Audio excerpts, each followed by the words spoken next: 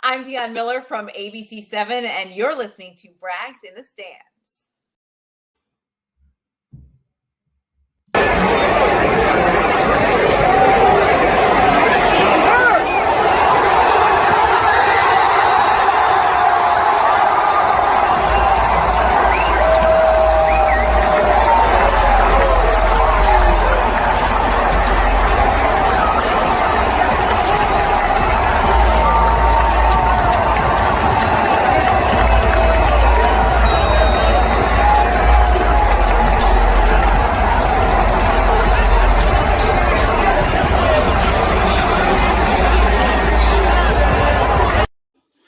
One week to Chicago Bears football. Start the kid. Let's go.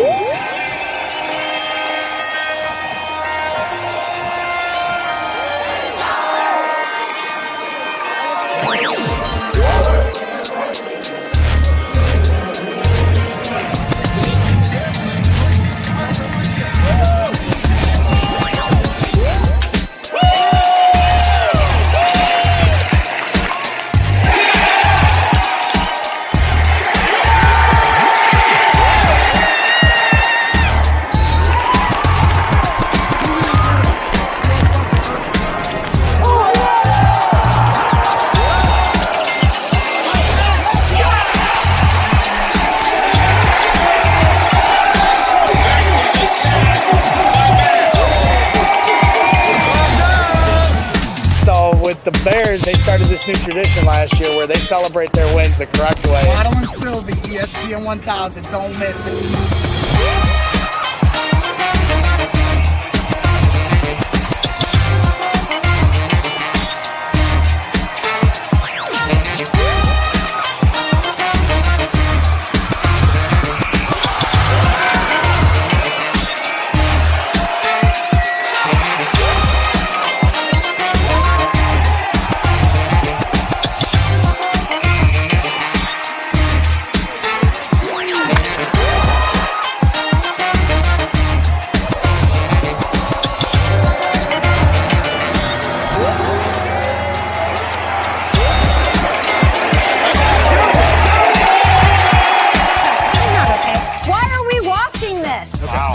I know what you mean. It's like their own Philly. Okay. Okay, I think what it is. We shouldn't be showing this. Am I crazy?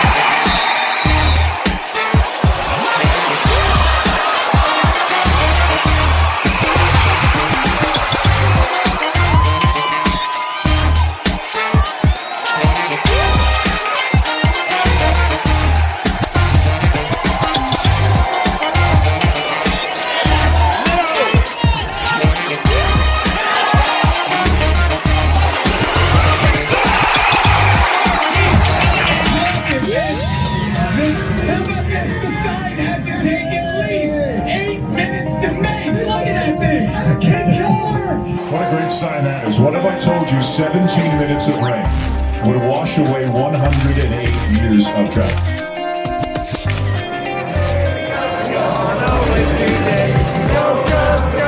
Do you see this team growing into the team that you were in 2005? Great practice, everybody.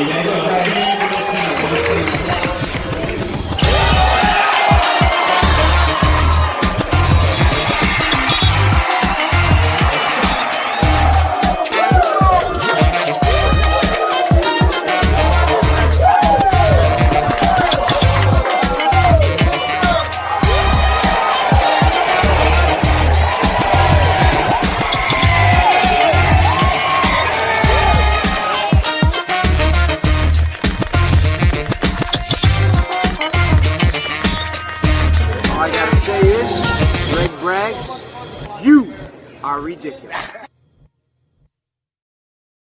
What's up, ladies and gentlemen? This is Braggs in the Stands, and I am your host, Gregory Braggs Jr. We got the Braggs in the Stands Trae Tunes crossover show special ESPN 1000 extravaganza. however many things you want to call it today. We're going to have some fun. Good morning, Armando. We're excited to have everybody here today. Trae's going to be joining us in just a few moments. And, let me break down what you're going to be seeing here today. It's we got a jam-packed show. This is going to be over 3 hours. So come in and hang as long as you'd like. You can pop in and out if you got to go eat breakfast or whatever you got going on. But we have special guests to start off our show. We've got ESPN 1000's very own Jeff Meller joining the show in just a little bit. He's a producer and producer of many shows, host of many shows, does a lot of great work with ESPN 1000. And he's kind of the fantasy football expert of their show. So we wanted to bring him on today because at 11 a.m. later down the road on today's show, we're doing the Trae Tunes show fantasy draft.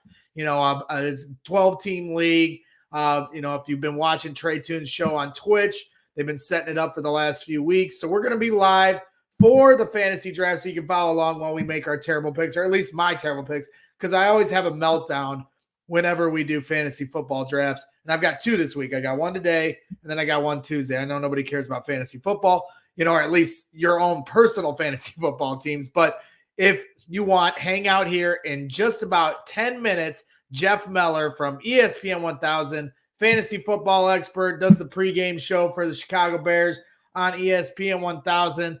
He's got a new special host joining him, Dion Miller, who's a great friend of the show and such an electric personality. Excited for her and Jeff to do the pregame show on ESPN 1000 for the Chicago Bears pregame show. And, and then also, a man that needs no introduction, obviously, and a great friend of mine and a great friend of the show, Marc Silverman from ESPN 1000 will be joining us at 10 a.m. Central. So we got Jeff Meller first, and then we got Mr. Marc Silverman on deck. And then here you see me and Waddle and Trae Tunes. And when they did a live remote show just a few weeks ago, when the Cubs mass exodus was going on and Bears training camp was just getting underway. So a lot to cover. And like I said, Trae should be joining us here in the chat in just a few moments. He was getting the login code and making his breakfast. Trae is the busiest man in show business. And, he had a karaoke night. Again, he's working hard. Between him and Cap, I don't know if they ever get any sleep. And so, like I said, the busiest man in show business, there he is, our guy, Trae Tunes, joining us. Up and at it, very minimal sleep, but he's a soldier. He can handle it. If I didn't get the kind of sleep that Trae doesn't get, I would not be able to do anything. But this guy seems to be able to roll through the punches no matter the lack of amount of sleep he gets. Trae, how you doing this morning? I'm doing pretty good. Can't complain one bit. You gonna fall asleep during this 4-hour show? Right. I probably literally got 30 minutes of sleep. I just couldn't sleep. Of course, my mind was racing about everything, and I got something like so minute, fixed with my computers that I was really excited about. So I've been trying to solve this issue for months, and I finally got it figured out. So I was happy about that, and I just couldn't sleep, and I was like, okay, I was excited about today with the guests coming on and all that stuff, and I just couldn't get rested and settled. Are you the type when you're sleeping, do you watch a movie or do you sleep in silence? Watching a movie and stuff. Yeah, I got a movie on in the background when I fall asleep, and I hate that too. Sometimes you'll just be laying there with your eyes closed, and you'll literally even it happened a little bit last night where I'm listening to the entire movie and I can't fall asleep. Is that what happens with you? Yeah, or if I can't sleep in silence for some reason unless I'm just dead tired. I'll just get up and go back to my computer and try to figure something out that I'm like, oh yeah, maybe if I try this, then get up and go, and it's like I wind up not going to sleep anyway. So now, are you the type of guy like me who lives with a life full of regrets, and you're thinking about something you said 15 years ago that was really embarrassing, and you're like, why did I say that? Oh, I've got no regrets. It's just like my mind I'm always thinking about something, and it's like a gift and a curse. to be able to like, all right, yeah, I'm going to solve this issue and I'm not going to sleep until I do. But then it's like, yeah, I need to sleep. It's like it's like a gift and a curse. And if like, I don't want to waste time telling y'all what it was, but all right. So I know a lot of y'all know I've like been working on computers. This is my older computer, and like I couldn't get the backlight keyboard to come on when I turned on like the keyboard, and I couldn't get the mouse to operate the multi-touch like with the drivers and stuff because this is a MacBook and I put Windows on it, and like just. I know it's sound like a bunch of nerd stuff, but yeah, way over my head. Right, yeah. Like when I finally found a YouTube video that explained what I needed to do, and I got through it, and I saw that back, man, seeing that keyboard light up in the back, I was like, oh my God, I finally got it. I mean, I know a lot of people won't understand, but it was a big triumph for me and a big deal because my eyes are like, I need that back. Lit keyboard, so it's like I'm going to be able to do a lot more. Sure. With that, yeah.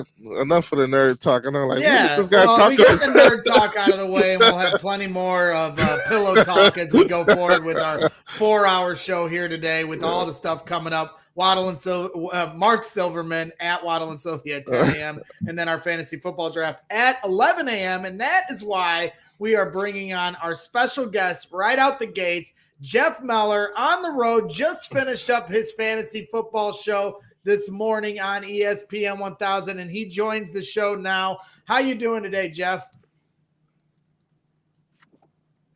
Are you there, Jeff? Testing 1 2 3. Can you hear us, Jeff? He's on the phone. I got him in the chat. I know he's driving from the ESPN 1000 studios. There he is. How you doing, Jeff Meller? You, Trae, but I cannot hear Braggs. Oh wow!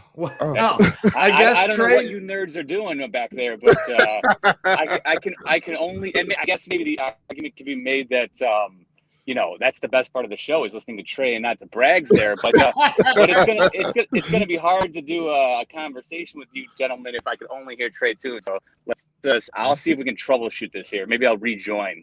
That's a good. That's exactly what I was going to suggest. You guys want to stall while I try and rejoin the broadcast? See if 1,000%. If there's anything I'm good at, it's stalling and talking too much. So we will absolutely stall for Jeff. Jeff Meller from ESPN 1000. He's on the road. He just finished up his show at the ESPN 1000 studios. He's taking his kid to soccer or football practice, one of the two. And he's nice enough to agree to join us today to give us a little fantasy tips. As we embark on our 12-team, the first ever Trae Tunes show fantasy football league. I wasn't going to do it at first, but you guys twisted my arms. Let's see if he can hear us now. Jeff Meller, can you hear me or can you only hear Trae? Well, I haven't had a chance to say anything. That is a beautiful, beautiful sound. The voice of Greg Braggs on the other end. It is good to hear both of you gentlemen. How you guys doing this morning? Great, man. And we appreciate you joining us. We know you're on the road getting ready to take your kid to football practice or soccer practice.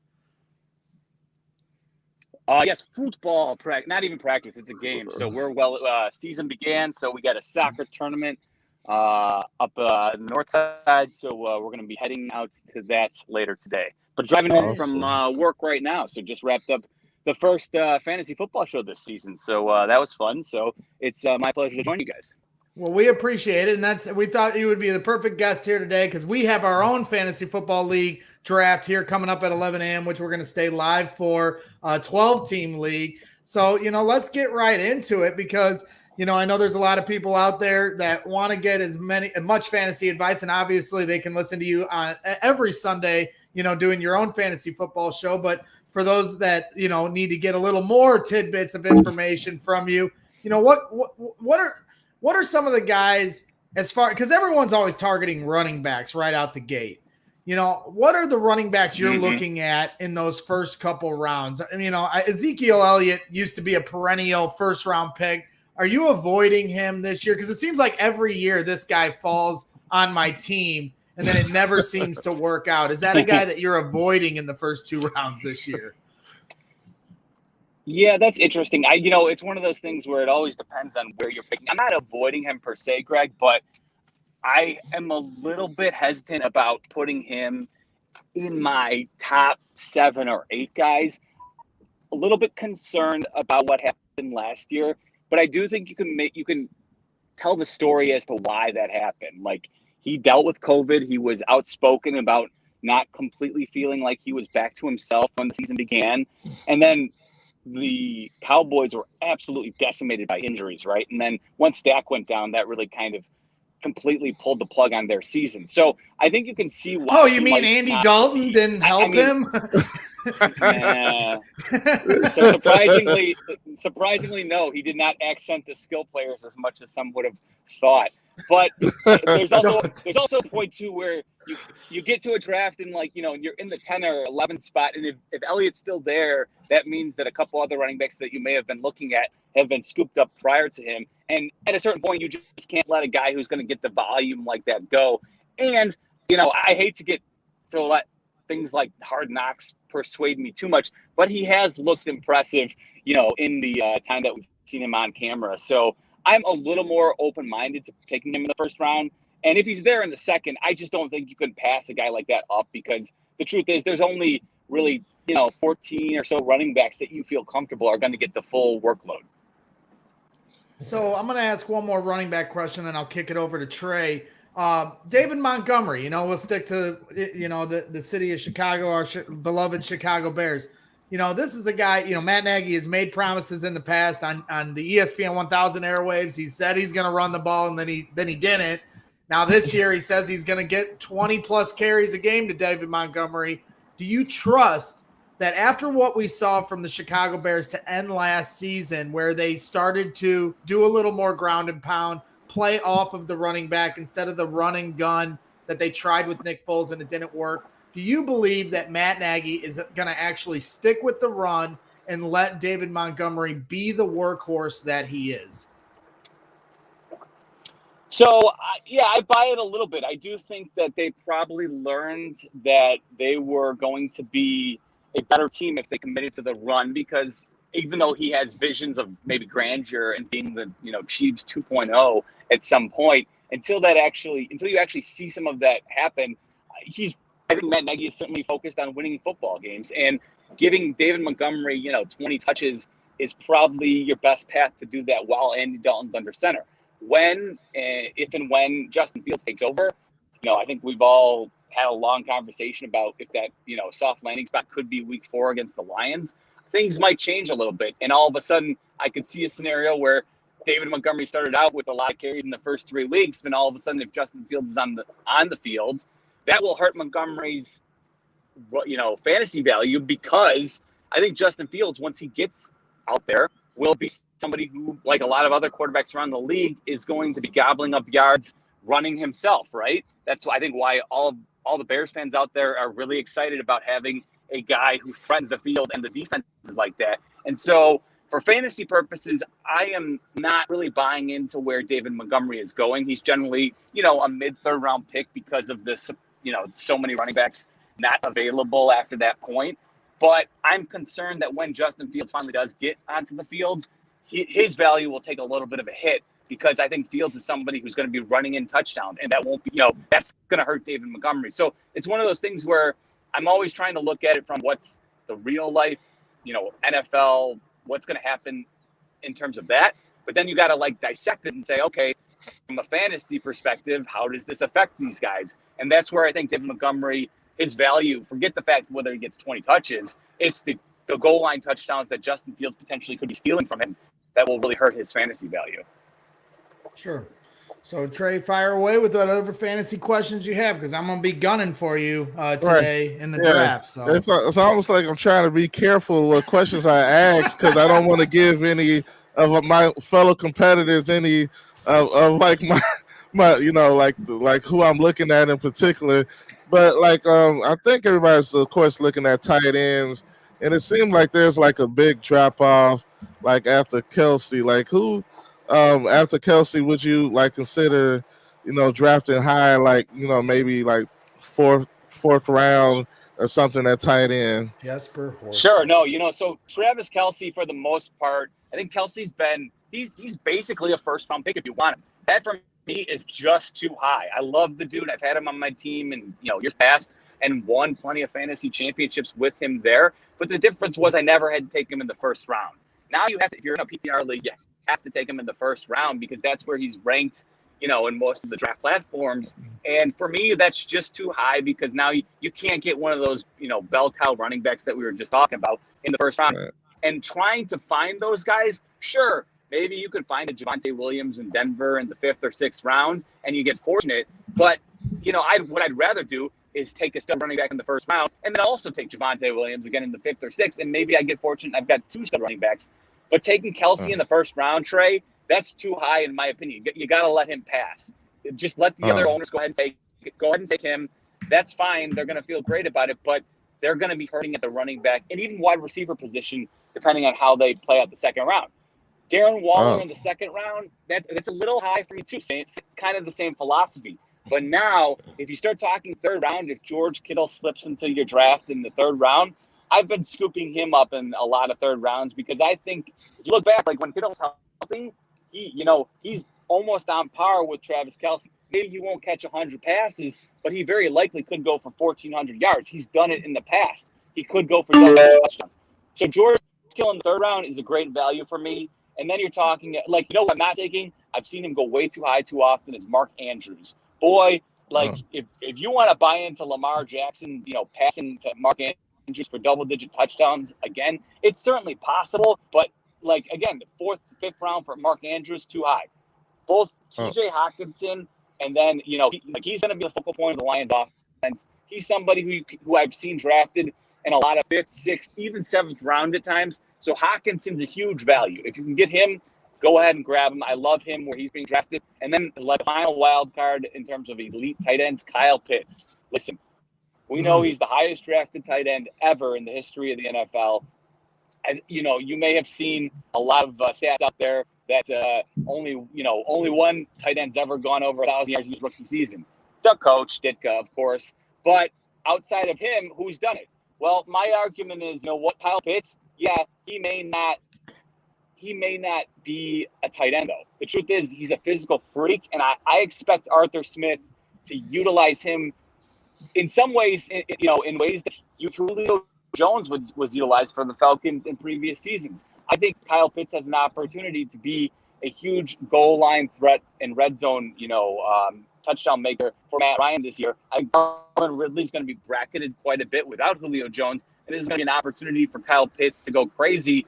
And he's kind of listen, you're going to still have to pay a premium for him because lots of people love his ability, but I'm not scared of taking Kyle Pitts in the 5th or 6th round if those other 3 tight ends that I mentioned, the first, the Kelce, Kittle, and Waller are off the board.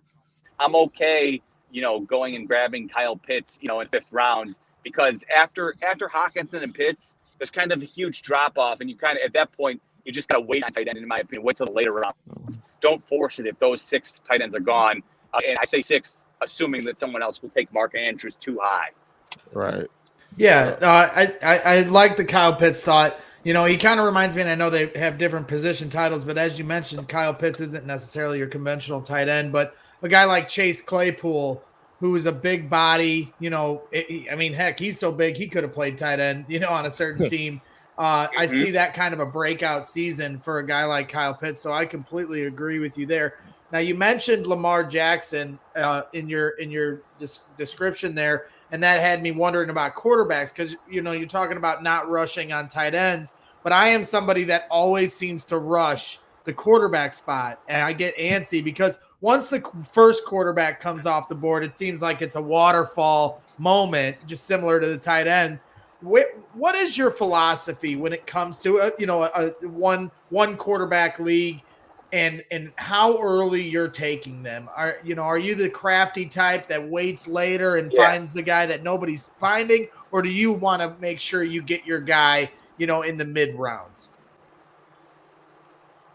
So I can do it I don't know if I have any specific philosophy, Braggs, because I try and approach every league differently. And I think the one thing is if you've done it long enough, you can understand that every draft's a little different, right? So if you know your league mates, you have, like, if you've been in this league for 10, 15 years, people become predictable. I try to avoid becoming predictable, and I'm always trying to figure out where the value is. So as you mentioned, I look. You have to look at the quarterbacks every year and say, how do I feel? How do you personally feel? Like I'm okay with Matthew Stafford being my starting quarterback, and he's on most ranks. He's sitting in that 12 spot. So if you're talking about a 12-team league, chances are you can get Stafford, 8, 9, 10th round. In most traditional leagues, you can get him there fine. But the other thing is, are we talking a standard 4 point for a touchdown pass, or are we talking about 6 points for a touchdown pass? Where I think what some people maybe don't completely ascertain when you move to the 6 points for a touchdown pass, it's not that necessarily, guys who don't run get less value, or I'm sorry, more valuable. The runners, what happens is their value is really tied up in their ability to run in touchdowns that are worth, 6 points versus 4 in most leagues. But like a guy like Lamar Jackson, Kyler Murray, all of a sudden those extra 10 rushing touchdowns that would be worth, 60 points. Well, all of a sudden, if you can throw those in, it's the same thing, right? So, that's where I think you got to make the differentiation. And if we're talking a standard 4 point for a passing touchdown, then okay, the runners have a little bit more value because of those possibilities to run in touchdowns. But if the same thing is, though, there's so many quarterbacks, and as long as you're not talking super flex Braggs, you can always get one later in the draft. And if you're not happy or you don't feel completely confident with having Matthew Stafford because you're like, you know what, he had a back injury last year and I'm a little bit concerned. Well, that's why I always say, well, okay, don't leave yourself hanging. Go ahead and find a second quarterback in that mid-tier range in the teens that you feel good about, that you also think could have a breakout year. Maybe you like to. I personally don't love to, but some people out there do. So just double up. And I think people get caught up or hung up on experts saying, oh, don't draft a backup quarterback. You don't need to. I'm like, you know what? If you're doing this the right way, by the end of the season, half of the roster that you drafted is not going to be on your team at the end of the year. If you're cycling through the free agency wire like you should be, if you want to be competitive in fantasy football. Like if you draft 16 players, if you're going to be a championship caliber team in a competitive league, half of those guys are going to be gone at the end of your roster. I'm telling you, go back and look at your roster and what you drafted on draft day last year, and then look at the championship team. See how many players were no longer on their team at the end of the season. I'm guaranteeing you, most good leagues, most good teams, half their players are gone because of injury or just they're unproductive. So you got to be willing to churn through your roster. And on draft day, don't worry about what the experts say you need or don't need. Just be willing to make sure that you're playing the game, because you can't just draft your team and forget about it if you want to be good at fantasy football. Yeah, 100%. And I don't even know if I answered your question about drafting quarterbacks, Braggs, but there's a long-winded answer. No, I like it. You help fill up the air, and then I don't have to do all the rambling. And Trae knows I'm definitely the expert at that over here. Let's get to the nuts and bolts before we let you go, because I know you got a busy day ahead of you. Soccer games and everything else, college football here later tonight. But Will Dutan, Liam Dutan, as he's known in the Twitch chats, and ESPN 1000 loyalist. He wants to know, the best team names, because, that's what wins it for you. If you've got a good luck team name, it normally is the one that takes you home. Do you have a particular team name that you've always had, been fond to in your past days? And what's your team name going to be this year? So, I think the one thing is I generally personally try, and because I am as the quote fantasy football expert, I am involved in, I'd say, 6 fairly high stakes leagues. So I make sure that I don't go with the same name in every league. I alternate them just based on the personalities in my league. So, for instance, one league, I think most people who are listening to you guys probably are familiar that I can have a dirty side to me at times as well. So, like one league where I've got a bunch of buddies from high school who I've got a long-standing relationship with. We may all have team names that that's in some way remind us of younger days partaking in strip clubs, right? So there may be something that triggers a memory for someone else that maybe only the people in the league get, but that may be specific to that league. So I just want to know that when I'm on my app, I know what league I'm going to. So I try and in some ways, make sure that it applies, so that for my own personal, when I'm going to set my lineups, like I know right off the bat, okay, which league am I going to? I'm going to, this is the Spearmint Rhinos. This is, right. I know this is all my high school buddies, right? Or this, so it just depends. The one thing, I'm not a big fan of, playing on players, names, but it doesn't bother me per se, but I don't go on my way to be extra creative and have some pun that's related to a player. But I know some people love that personally. So, how could you not love? Don't get me started about Brandon Marshall, right? Don't get me started about strip clubs, because I just got back from Las Vegas, and I'd be remiss to tell you how much the boys spent at Sapphire. But Liam Dutan, he's always got the jokes in the Twitch chat. He had some suggestions for you, and they were your team names could be Do Not Pay, Bankruptcy, Wait a Week, Tomorrow I Got You, or I Already Paid. You're getting a lot of comments in the chat about, not paying up. Do you have any comments to that? I mean, if folks want, how long do you want to go? I know you guys got Sylvie coming up at 10, so I'm sure he'd gladly like to have the last word and make a mountain out of a molehill. That's certainly possible. I think folks by now are aware, right, that Sylvie has been played for his 6th place finish. He has made his money. It has entered his Venmo account. We've gone over this.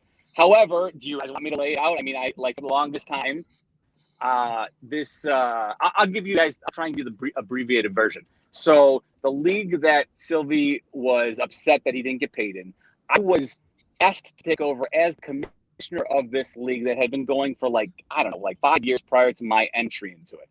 And so I begrudgingly said, fine, I will take over the commissionership, because the guy who had been doing it didn't want to do it anymore. And basically, so that nobody else had to do it, I said, fine, I will do it. And I did it, graciously for, probably 5 years prior to COVID. And nobody ever had an issue getting paid on time in a timely manner. That's when I collected cash straight from people on draft night. I didn't even have Venmo or anything. Didn't have a Venmo. Yeah. I never had a Venmo set up. I'm a cash guy. I've always been a cash guy, but I understand, we're living in a Venmo world now. Anyway, I didn't have Venmo. COVID starts. Sylvie, has my Zelle. So I'll give Sylvie is a quick pay guy. So Sylvie was literally the only person who sent in his entry fee last year because he had my account information. So he just hit me up. So he pays me. Meanwhile, the rest of the league, we're, waiting through COVID. And I'm like, hey, when we get back together, we'll all divvy up money, because I personally don't love to have, fantasy football entry fees circling in my account, right? I don't know about you guys, but I like to keep my income separate from my fantasy football money. That's just how I like to do it. Anyway, Sylvie's the only one who pays. And sure enough, the season wraps up and I get a text from Sylvie. I was like, you know what? I even said in the text, my bad. I meant to get on this. I'll try and get on. I'll get into it in the next couple of days and get this taken care of. Well, a week or two went by, and again, I got busy. And I will admit that was my fault. But at the same time, I was being the commissioner of a league that I never wanted to be the commissioner of. And all of a sudden, he's getting all antsy, hey, get me paid. And then he took it to the airwaves. And when he took it to the airwaves, at that point, I was not going to be bullied into getting Sylvie paid. Yeah. And so I deliberately dragged my feet on collecting money. And he's actually lucky that I got him paid by, I don't know what it was, June, because I was actually considering waiting until this weekend to actually pay him before the season started. But I decided, you know what? I will be the bigger man. I will go ahead and collect the funds from everybody, and I will get Sylvie paid. And so eventually he got paid. But of course, you know how it is. Sometimes you got to make things into a big ordeal for content. So I was happy. I was happy to play the role of content provider.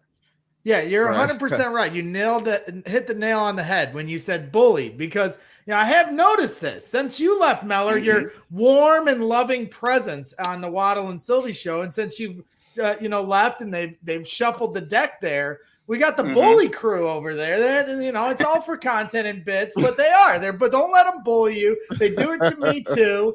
So I got your back when it comes to that. We'll address that when Sylvie comes on later today. But I got your back. Don't let them bully you, Meller.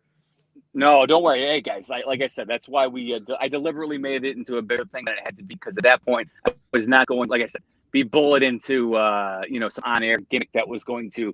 So again, content purposes, I know a lot of folks like to pretend like, oh, Meller's up, but whatever, he's been paid, and this year everybody in that same league has paid me through Venmo, and so I cannot wait to go ahead and put a down payment on a condo in Colorado, and at that point, no one will ever hear from me again. There you go. I had a guy, and he's a co-host to this show. He's not on today. His name's Johnny B. He forgot to pay. I meant to get the money from him in January. So simply enough, he just paid my fee to get in this year. So, it works out in its own ways if you know how to do it right. But the final question from the chat, the real Tony Montana, he wants to know, where you're from, Meller, because everybody calls you Midway Meller. And maybe give a little background of where that nickname came from. Real Tony Montana said he grew up by Midway on Narragansett, if I'm butchering that street name. So, Narragansett, I think. Yeah, Narragansett. Thank you, Trae, because I can't pronounce it. Oh, sure, yeah. No, yeah, no. I believe. It's funny. You work in radio long enough, and you get lots of different nicknames. And I believe Jonathan Hood's the first one who dubbed me Midway Meller, because I grew up near Midway Airport, actually right around 59th and Pulaski, for anybody who's familiar with the area. So literally about 2 blocks away from Midway Airport. And that's where the nickname came from, Midway Jeff Meller. And, I went to St. Lawrence for high school and Loyola for college. So I've spent a vast majority of my life in Chicago, with about an 18-month hiatus where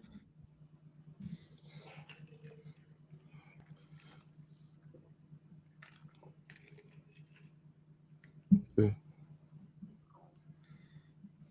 think we're losing them, Trae. Yeah. It was, right. Let's segue. As soon as you say hiatus, he disappeared. And the note says, he goes, "Oh, nice of Trae to chime in." So that was the one chance where between me and Jeff, we let you talk, is when Jeff's mic cut out. Right. Jeff, if you can hear us, you're welcome to come back in to give your final goodbyes. But I know you're hard on the road. We kind of lost your connection with, as far as being able to hear you. Can you hear us, Jeff? So, as I said, we appreciate all your time here. He's disconnected. We'll see if he hops back in to give his final goodbyes. Jeff Meller from ESPN 1000 here. I think he's back. He's back in. Oh, video this time. Now we got him on video. So just take that off. Boys, I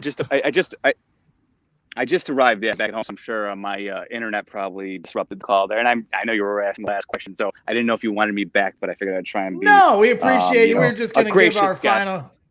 Yeah, no, we really appreciate all your time. We know you got a busy day here ahead of you here on this Sunday morning to come on and give us your fantasy football thoughts. We really appreciate all of that, Jeff, and appreciate all your hard work at ESPN 1000. Between me and Trae, loyal P1ers, and everybody in the chat. We appreciate all your hard work, And then also, before I let you go, too, I have to shout out my girl, Dion Miller, your new co-host to your pregame show for Chicago Bears football on Sunday mornings, or whenever the, Sunday or Mondays or Thursdays, whenever the Bears are playing. How excited are you for Dion Miller to be on board with the ESPN 1000 team? I'm pumped. I'm glad you brought that up, Greg, because I am very excited about working with Dion, because she's covered the Bears for a long time now, and it's going to be an opportunity for her to, have a conversation about the Bears that she doesn't always have the opportunity to do so in her, her tight 3-minute sports packages on ABC7. So it's going to be really exciting to have somebody who covers Bears day in and day out give her perspective. I know there's plenty of times, I was talking to her the other day, where there's plenty of times where somebody saying something in the locker room and she wants to get to it, but she's got limited time, on a news broadcast, that she's going to have the opportunity to explore and bring, listeners inside the locker room, what's going on. And maybe it's an opportunity for her to get deeper. And she's just great. So I can't wait to have the opportunity to talk with her and preview, every Bears game a couple hours before the game starts. Generally, most Sundays it'll be 10 to noon, but because they're opening in LA, the first game against the Rams will be, the Sunday nighter. So I think we're going to kick that one off as soon as the White Sox game wraps up on our air that day. So, we're probably looking at like a 4:30, 5 o'clock start for next Sunday. And I know Deion's pumped to have the opportunity to finally get all these thoughts out that she doesn't have time to talk about on her, sports broadcast. So I think everybody's going to be, really impressed. And I'm sure that once people get to hear Deion bring you inside the locker room, folks are going to be, it's going to be a no-brainer. The ESPN 1000 is going to want to be where you're locked into as you're heading to a Bears game, or if you're just getting ready, driving around for, hosting friends over on a Sunday before the Bears game. You're going to want to be locked into ESPN 1000 because Deion and I will get you all the information. And of course, Jeff Dickerson will be checking in live from Soldier Field or the road, wherever they happen to be. So we're going to have all the Bears coverage that you need right on ESPN 1000. No, hey, it's a home run hire from you guys and Mike Thomas over at ESPN 1000. I've had Deion Miller on my show more than a few times here in the last year, and she is such an electric personality. She really just lifts the room up with her spirit, energy. She's got, she's just action-packed, and I just think it's a home run hire. She's such a fun conversationalist. She just knows how to make the conversation light. And she's extremely knowledgeable with Chicago Bears football, obviously being in the locker room and being up close with these players and things like that. So I'm certainly excited for you guys, and we'll definitely be tuning into your pregame show here going forward. Trae, do you want to give any final thoughts for Jeff before we cut him loose? Well, is the pregame also going to be on Twitch? Oh yeah, all of our awesome. I think all of the live programming will be available on Twitch. Yeah, definitely. You know the drill, guys. Join the conversation. Follow us on Twitch and ESPN 1000 Chicago. We'll be there for you guys, and we'd love to have all the Twitchers out there. And I'll do my best. I promise to monitor the Twitch chat room as well, so that you guys can go ahead and make all your jokes about my inability to pay out in fantasy football. I'll do my best to shoot a witty one-liner back at you during our commercial break. So yeah, we love and encourage everybody to watch and listen on Twitch as well as the ESPN Chicago app. Well, awesome. Being, as they say, the faces for radio, you got a TV girl in there, so she'll help up the ante with the Twitch chat in the ESPN 1000 league, or in the ESPN 1000 chat. Again, a great hire. Deion Miller, great friend of the show here. Very excited for you guys. So we'll cut you loose here, Jeff. Thanks again for all of your time. Would love to bring you on here going forward, but obviously we know you're a busy man during the football season, so really appreciate you coming on today. Awesome. My pleasure, guys. No problem at all. Just reach out, let me know. We'll make it work when you guys are available. Thanks a lot.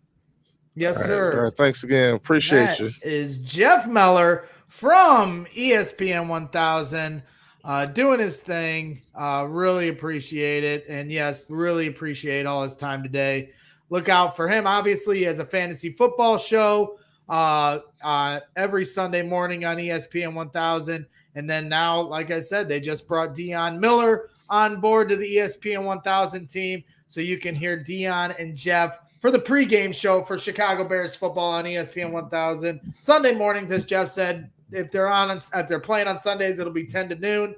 And then look out for different times when they play on Monday Night Football or Thursday Night Football. So that was a lot of fun with Jeff, Trae, and when Sylvie comes on, you can do all the talking. We promised we'd keep it short and tight with Sylvie. Right. He wants to keep it around 15 minutes. And if I start talking, it'll easily be 30 minutes. Like Pat Black, what's the over? Wait, should we set the over under? I saw Pat Black in the chat.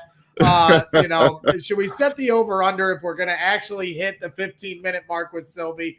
I promise I will let you do the entire Sylvie interview, Trae. I've interviewed Sylvie plenty of times, and I harass him on a daily basis. So I don't need to do any talking, Trae. You can completely take it away when Sylvie comes on, because I know Notes was giving me shit.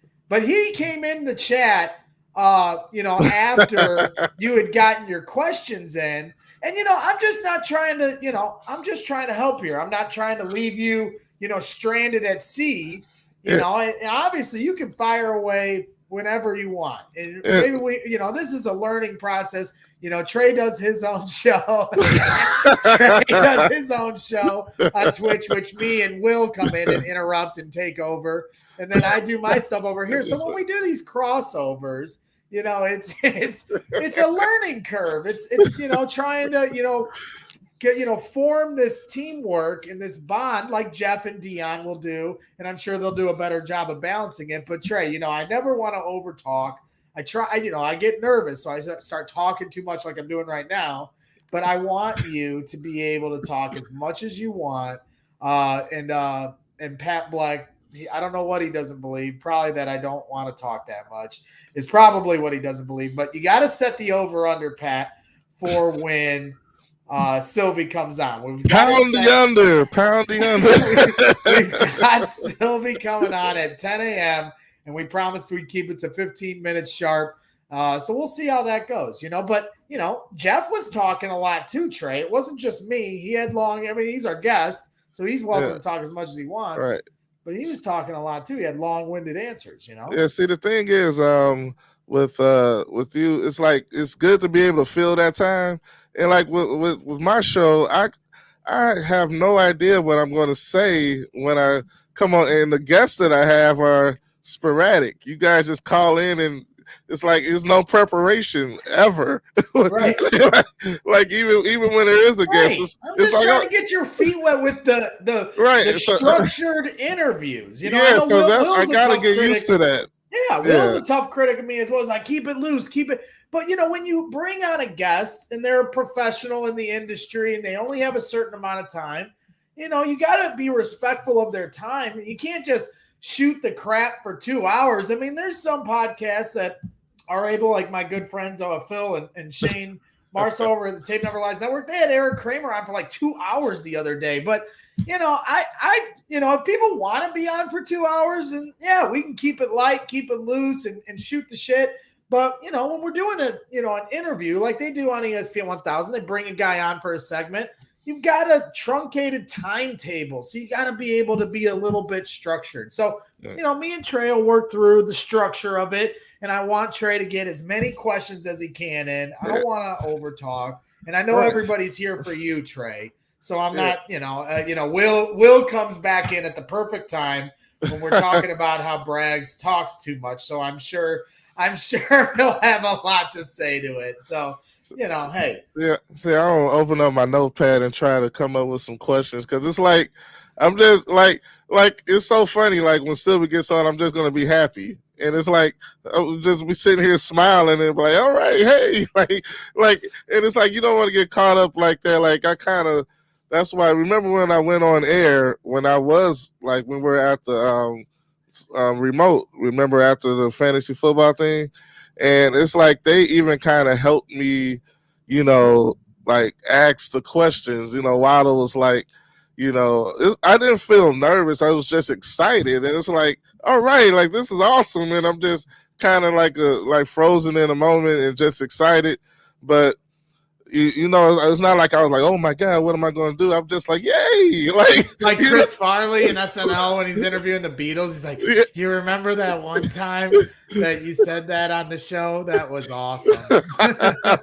Yeah, so that's exactly how I am. So I'm not going to just sit up here. Like you definitely going to have to help me through like talking to Sylvie because I'm just gonna be here laughing, and the only thing I got queued up for Sylvia are like some stuff from a Scameo call where he'll like I'm Sylvie, stuff like that, and make sure you get those queued up. For right. Hey girl, you want some ribs? Right. So yes, get these queued up for Marc Silverman, who joins us at 10 a.m. Central. Very excited to have our guy Marc Silverman from ESPN 1000. This is an ESPN 1000 extravaganza today. I reached out to Waddle, but he's on vacation doing his thing out in Boston College. I saw him taking pictures at the old ball yard where he made his awesome. mark, and his daughter's going back to college and and things of that nature. So we brought Marc Silverman on today. He was gracious enough to agree to come on last minute, just like Jeff. We asked both of them yesterday, and for them to just, say, yeah, that just shows they're, we're so loyal to them and the ESPN 1000 family, but the loyalty they show to us, we truly appreciate, no question about it. So yeah, we're just learning. Teamwork makes the dream work. Note says, can't shoot the crap for 2 hours, but meanwhile, I call into the Trae Tunes show and proceed to talk for 8 15-minute intervals straight. I like that. They are. They're not 2 hours straight. They're 15-minute intervals. I like that. That was a good one. That was right. I like this comment from Van Helsing. We could just leave this up. We could just leave this comment up and not pull up any other comments for the rest of the show. This would just apply no matter what. Van Helsing he just comes out of nowhere, doesn't say hi.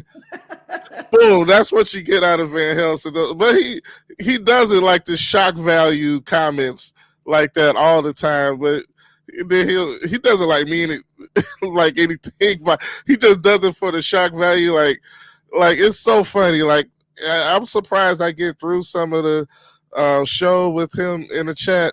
It's like him, like notes. Of course, everybody has these hilarious comments, and I'm up here just trying to actually have some structure to the show. Like, yeah, let's talk about this and that. And then I look up and it's like these crazy comments, and I'm just like, you know what, guys, I'm just gonna, just follow, right. Just let it happen to me. Right. Let it unravel. Like it did the other night. The later it goes, the more dangerous the Trae Tunes show can get. You do your day shows from 12 to 2, Monday through Friday, live only on Twitch. Those are the safe shows. You're going to be all right doing those shows, and you can tune in every day, Monday through Friday, to watch the Trae Tunes show. And there's the handle at the bottom of the screen for those of you that haven't tuned into the Trae Tunes show. But those are the safe shows. Yeah. It's when you go live at night. Yeah. And then it's like, sometimes I'll have to go because I got to get to bed like a normal person. And will be on until like 3 a.m. And if I pop back in because I got to use the bathroom or something like that, and I see you guys are still live, I know you've officially entered the danger zone. Yes. Right. Nothing good ever happens after midnight, as they say, and that certainly applies for the Trae Tunes show. Yeah. Oh, it gets so crazy. It's like I almost I think I need to get a whole separate computer and have my show on there just to get the clips, because it's like that's one thing I want to do more of, just getting the clips from the show, because I'm like, man, one time I went back and watched one of my shows over again just to look for one particular moment, but then the whole show I'm like, oh my God, I forgot all about that. I forgot all about this, because everything happens is so spontaneous that you laugh at it and then you on to the next thing, laugh at that, on to the next thing. Well, the other thing you could do is earmark the time stamp. Oh, you can. When a spark hits off, like I don't know how it is when you're live on Twitch, but if you look at the top left of our screen, we can see we're at the 53-minute mark of the show. So if there's something that sparks your interest, you can write down your timestamp and then go back later and cut the tape. So that's true. Yeah, that's one way of doing it. At Right. least. Yeah. We could get a lot of will drops. Oh, yeah. We could get a lot of will drops. I got a basement too. I'm in it right now. I've got a sunroom and a basement. But with freaking Will, this is we got to start calling this guy. I know we got Big Dollar Dave. We got to start calling this guy Big Money Will. This guy, he's driving. You saw him the other day on Twitter. I should have pulled up the picture because he put it on Twitter. He's driving in his Benz and he's parked in the handicap spot. He said he put "just joking" on the caption. And then yesterday he's out on the boat. Right. It's just it's one thing after another. I need Will to bring me into his life. Adopt me or something. I need this in-ground pool. I need this pool. He's always like, it's my friend's boat. Oh, my friend, like you. Yeah, they're your friends because you're all loaded. That's why.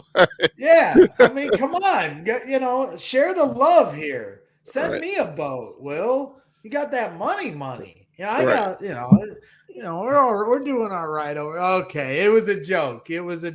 He's talking about the handicap spot. I should have pulled the picture up. It's on Twitter. Yeah. We could try the shared screen and put him on blast. Right. But he we'll see. We'll see.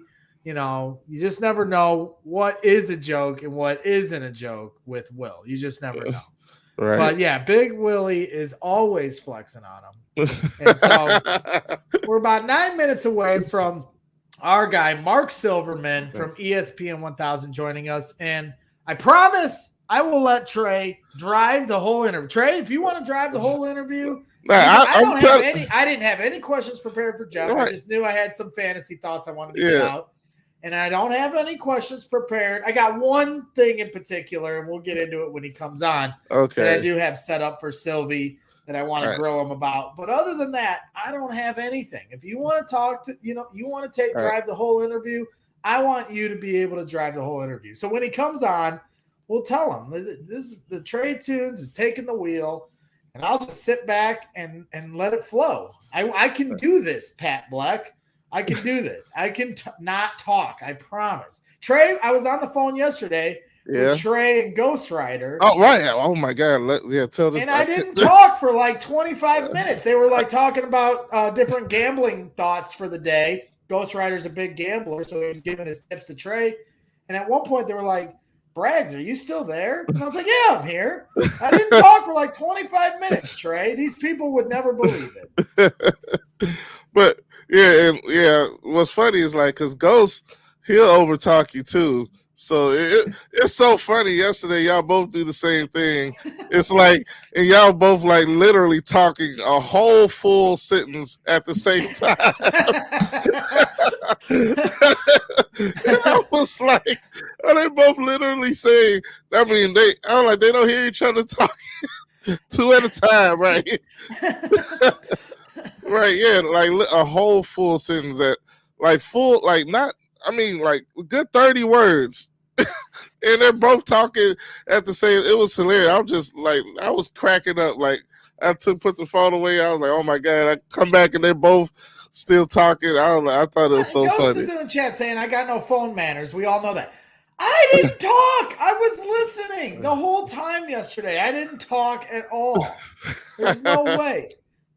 I can't believe I'm not getting the credit where credit is due. I was quiet for that whole phone conversation yesterday. I'm getting no credit for it. Chubb says I'm the same guy that kicks little kids out of the way at training camp so I can be in an Instagram video. Listen, that kid won't appreciate being in the video like I will, okay? So he can just get out the way. As Michael Jordan once said, fuck them kids, Right. I can't help myself sometimes. I like the spotlight. I can't help it. Right, yeah. I mean, I think, I don't know if I, leave too many pauses in between when I talk, because I mean, it's not like it's just you or a Ghost that I get cut off all the time, and I'm like, I don't know, is my voice just welcoming in? It's like in Waterboy when he's looking for that guy to kick the onside kick to. He's like, "Where's my bitch? Where's my bitch?" He's like, right. And I'm like, I mean, like all through life, this is something I just had to deal with, and I don't know. Even at home with my mom, like I grew up in a house full of women, so it's like I just learned to shut up. And it's like my two older sisters and my mom. Like, so how much am I really going to get in? And shout out to my mom who was in the chat earlier. She said hi, mom. Shout out, Mama Tunes. Right, Mama Tunes. Yeah. So it's like I just learned to shut up. Notes. There were actual fantasy questions for Muller. You missed the first half of the interview, and Trae had questions. He asked about tight ends. So you'll have to go back and watch, okay? Right. Can't control it. You're late. Right. You're late to the party. Yeah, I did have one last question, but it's like he gave some long answers, so I didn't want to keep him on. That's what happens. And Sylvie's going to come on here in just a few minutes, 5 minutes away from Marc Silverman coming on. And, I asked him, he asked how long, the interview would be. And I said, well, we'll keep it short. I always try to respect my guest time so that they'll want to come back on for another show. Sometimes if you drag an interview out too long, they'll get off a certain guest and they'll be like, I don't ever want to go on that podcast again. These guys work Monday through Friday doing this every day. This is their time to relax. So, Right. and I do shows during the week as well. And sometimes I always try, that's the one nice thing about the way I do my show. Like Meller said, his best time slot was from 9:10 to 9:30. So that's what time we started. I always try to make sure the time works best for my guests because I try not to inconvenience my guests as best I can. But that's why you want to keep it short. You want to be able to keep it short so that they want to be able to come back on for another interview in the future. So Sylvie says, let's try to keep it to 15.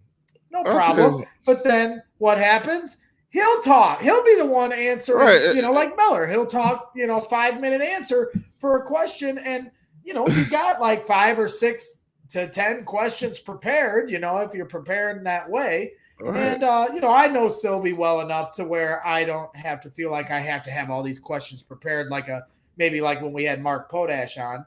But, it's always going to go over. I know Pat Black, we set the over under at 15 minutes because that's what Sylvie asked for.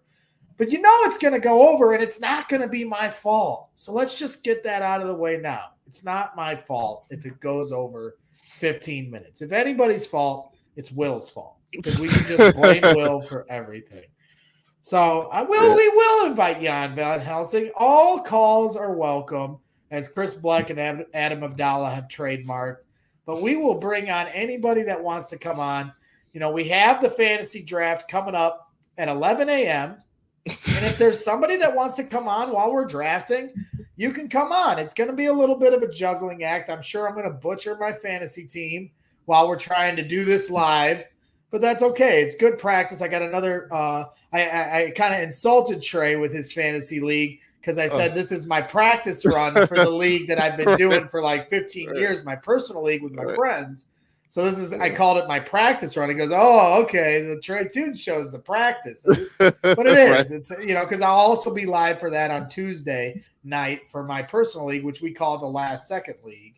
And yes, we are going to hand out the participation trophies for everybody that's been in this league. So and I'm excited for Will to see the team name that I've chosen for my team, but we're not going to spoil it now. He's got to stay tuned in. And if he doesn't stay tuned in, then he'll never know what the team name is. Right.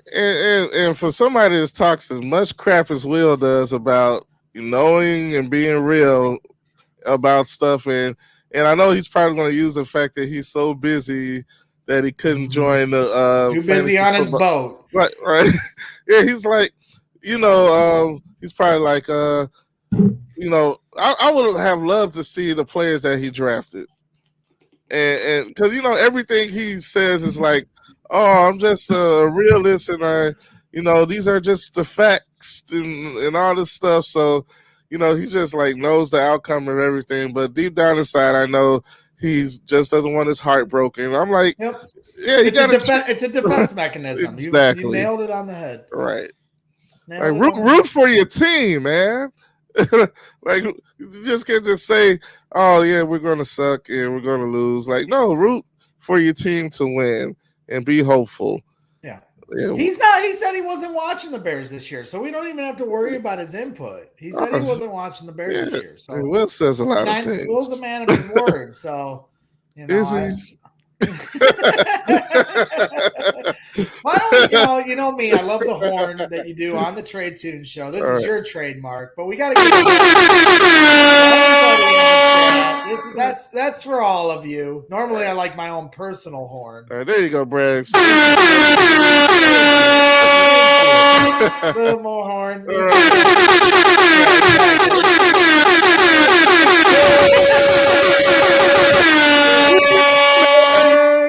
Yeah, I love the horn. I love me some horn. But that's a shout out to all of you guys live in the Twitch chat and chats if you're watching it off Twitter or Facebook or YouTube. We're streaming across 4 platforms. We're on Trae's Facebook group. We're on my Facebook group. We're all over the place. So if you can't find us, you're actively trying not to find us at this point. Right. Yeah, right. Yeah. Like, we're streaming everywhere. How can I listen? Well, and then you'll always have the people like, why don't you convert these to audio? Because I don't want to. How does that sound? I'm too busy. I'm like Will. Right, yeah, like with the clips, like as much as I would love to take those notes and go back, it's like literally, especially now that school's back, like as soon as my show's over, I'm going to the car to pick my son up from school, right? And that's 2 hours in traffic. It's not like each way, so I got to go like pretty much downtown in traffic to get him from school and back. So and then when I get back, it's like a few hours before I have to DJ somewhere. So these jackals, they think that we're just here to entertain all day, especially you, Trae. Like I've only done a couple shows here in the last month. I do it at my own leisure. I demand entertainment from you. When you're not doing a show, I yell unacceptable. I'll be calling you. Unacceptable. I'll be texting you, yelling at you. Like I depend on your entertainment at my lunch hour. I depend on your entertainment, on a Friday night. You're the one that's gotta, wrangle the circus in and deal with Will. To our entertainer. Yeah, exactly. Entertain us. Right. Aaron wants to make me a bicycle clown. Right. Like, yeah, I can't really make a bicycle. Make a bicycle clown. You're like, I'm not a clown. I don't have any. Yeah, man. Yeah, it was weird seeing Vince Vaughn in that. The last movie I think he did was called Freaky, where he's a murderer or something. And he's not most of the movie. Well, it's not like a spoiler alert. Of course, it's a play on Freaky Friday, where, they switch bodies or something like that. And it's like so funny seeing him on there play that role. But, Vince Vaughn is hilarious. 100%. And what's up, Thunder Buddy Berlissimo? Appreciate you joining us. Another guy joining us is that obviously needs no introduction, a great friend of ours. From the ESPN 1000 club, and this guy, always busting my chops. Come on. I mean, let's keep this run going. If we're right there, go for it. Garrett, I think we're going to rent an apartment together. Yeah, I'm up for it. Come on over to St. John. As long as Braggs only a couple miles away. As long as Braggs doesn't show up, all right? See, this is look, and Thanks, I appreciate Garrett. Most Braggs, you come to St. John, you don't want to be around me. Of course I do, but it wouldn't be fun if I didn't bust your balls. All right. What's up? Here's my youngest, Braxton. All right. What's up, Braxton? Hey, Braxton. We're talking. Go Bears. Say go Bears. Go Bears. All right. All right, Sylvie. So we were talking before you came on, and we were just talking about, me and Trae have done some of these crossover shows. And I'm no shortage of words, always talking. I can fill up the hours on the radio airwaves. So I'm going to let Trae, I'm going to sit back. I do have one prepared question for you, but I'm going to let Trae take it away because you guys obviously have a lot of history now. You guys did your show the other day on the live remote, which was a fantastic moment. I love seeing Trae up there. Just look at me smiling. That's what this is all going to be. Just look at that big smile. I'm just so happy. I was so happy that day. That was awesome. What an awesome day that was. They're like, hey, you want to come over? I'm like, you want me? Me? I was like, wow. It was like a dream come true. That's the fun of what we do, right? I mean, you build community over several years is, you're able to bust a Greg Braggs' balls because he talks so much. He doesn't shut up. And Trae Tunes is this lovable, huggable guy who has provided us all this content with his songs and everything like that. And, you were with us, Trae, on 2 memorable days too, and Braggs, you were there too. But like that show that we did, I think it was in Oak Forest at Oak Forest Bowl. I mean, I'll always remember that. That's the day that the Cubs sold everybody. Yeah. And then Trae, you were up to do the live version of the Crosstalk Unhinged, which was awesome. Fantasy football convention. So like, it's great to have you guys. You guys are a part of the family and a part of the show. Well, it definitely does feel good. And, especially I've been listening to you guys for so long, and it's like I always get shy and nervous when I call in and stuff, and you don't know what to say, and you like fumble over your words and stuff like that. It was so funny. Like I don't know if you remember. You probably don't remember the first time we actually met was at Bar Louie's when you did a remote. And this was like I think 2016, like right after the Cubs won, and I was like in the full Cubs like gear and stuff. I think I have the picture somewhere on Twitter, but I was so happy there. It's just like the first time, like when you meet somebody in person and you hear their voice, it's like, oh man, it's so crazy. It's like seeing you, but then actually hearing your voice live. It's like I can't. It's almost like the same each time I get to meet you. And it's just an honor, man. I've been a fan of you for so long, and yeah, just hopefully I just love like to bring and be creative and make things up, and like with the parody songs and for the show, and I just try to provide as much as I can, and I'm very happy to do so. And you do. And I do remember that after the show, it was like at night, and it was like right downtown in River North at Bar Louie's. Yep. Wasn't it downtown location? And we may have even had snow that day, because I remember like it wasn't that big of a crowd, and basically everybody who came won something. So you get something. So it was fun. I remember, of course, Trae. Right, yeah, I got I have it somewhere, the large Waddle and Sylvie t-shirt that, I never got to wear, of course, because can't quite fit a large, but yeah, it's like the swag bag was full, yeah, and I still had that bottle opener. Was so funny because I had the bottle opener on my keychain that day. And then out of Oak Forest, I was like, all right, I get a new one. Like ESPN was totally faded off the old one. And I said, so now I had a fresh one. I still had that same one from that remote. Because you're opening so many bottles, man. Right. Yeah. Pop them open. Right. Well, we might be popping a few bottles next Friday. Trae was telling me, I was in Vegas for the last, for the fantasy football convention, which I was sad to miss, but Friday's your birthday coming up, Trae was telling me, and you guys are going to do a little meet and greet on Friday, correct? Yeah, we're going to be at in Mokina at JMO's Live.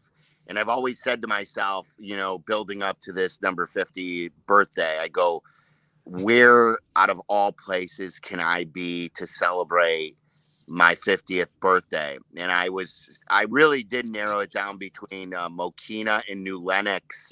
And I'm glad that it was Mokina, and I'm glad it's JMO's Live. So, and I think it's their 2-year anniversary for this as well. So it's my 50th. Is the actual birthday is September 10th. I'm going out with my wife September 9th. So I will probably be hungover. But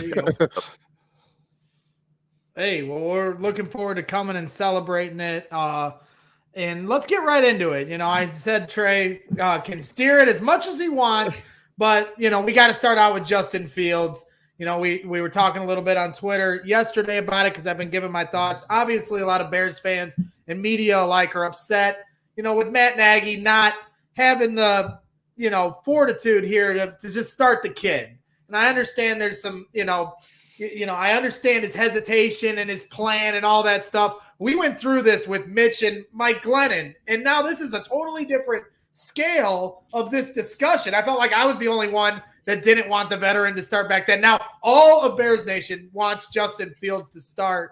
Can you make any sense of this? Because as the Bears blog pointed out today, he's got him as the backup. So if Andy Dalton rolls his ankle in warmups, then he's starting. So you're telling me he can start under those circumstances, right, but you don't want him to start just out the gate and get him the reps that he needs. He's the future of this franchise. Can you make any sense of what Matt Nagy's trying to do here. Well, Braggs, I was fine if they elected to say he's not ready. I don't want Justin Fields to play just because Justin Fields gives the Bears a best chance to win.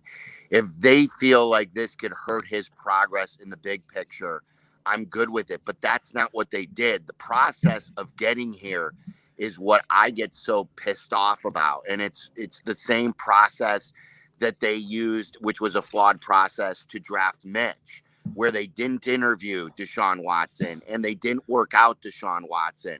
And again, if they would have handled the process right and they would have picked Mitch, I'm like, okay, fine. Not every process is going to work out in the end with the right result, but at least let's get there with the right process.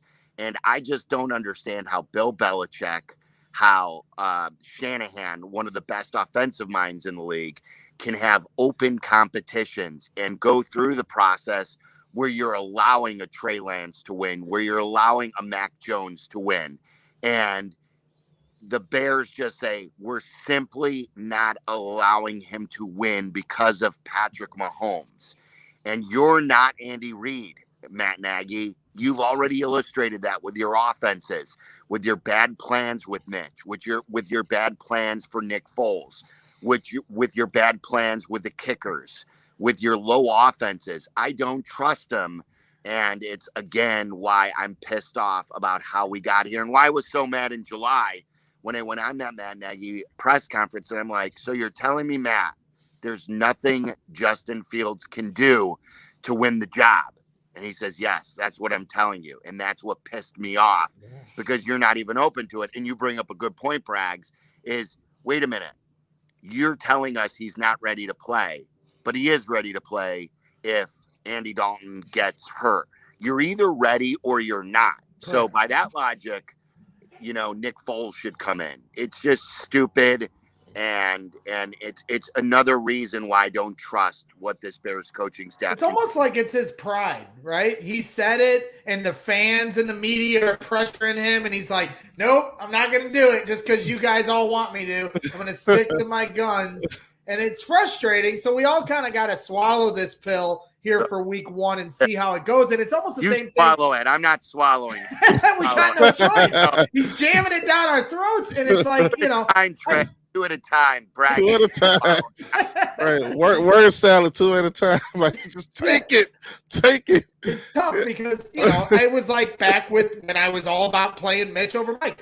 I was rooting against the Bears because I just wanted Mike Glennon to lose because I felt like the more he lost, the better chance we'd get the kid in. And it's the exact same situation again, almost tenfold, even more because of the talent that Justin Fields and the IQ level and the pedigree that he comes from with the college that he played at, national championships and the whole deal. So, the other thing I brought up, and then I'm going to let Trae take it away, the Twitch chat, I guarantee is busting my balls for not, but I have to get this in, is do you believe in my prediction that at least he's going to give Justin Fields some snaps week one? He's earned it in my eyes. He's admitted that Justin Fields is more ready than he thought. So if that's the case and you have this plan of bringing him along slowly, shouldn't that be with at least a series or a package of plays in the red zone where Justin Fields can help give this team a different look on Sundays? Trae, I love this, that like Braggs is saying, oh, my plan or my idea. Like, I've been saying this on the show for weeks and weeks and weeks. Maybe Braggs has been on too many Las Vegas trips, and he's made all these segments where I brought up the Waddle. That I'm not asking for them to do a Cade McNown. For those who don't remember, when Cade McNown was a rookie, they would play him the third series of every game.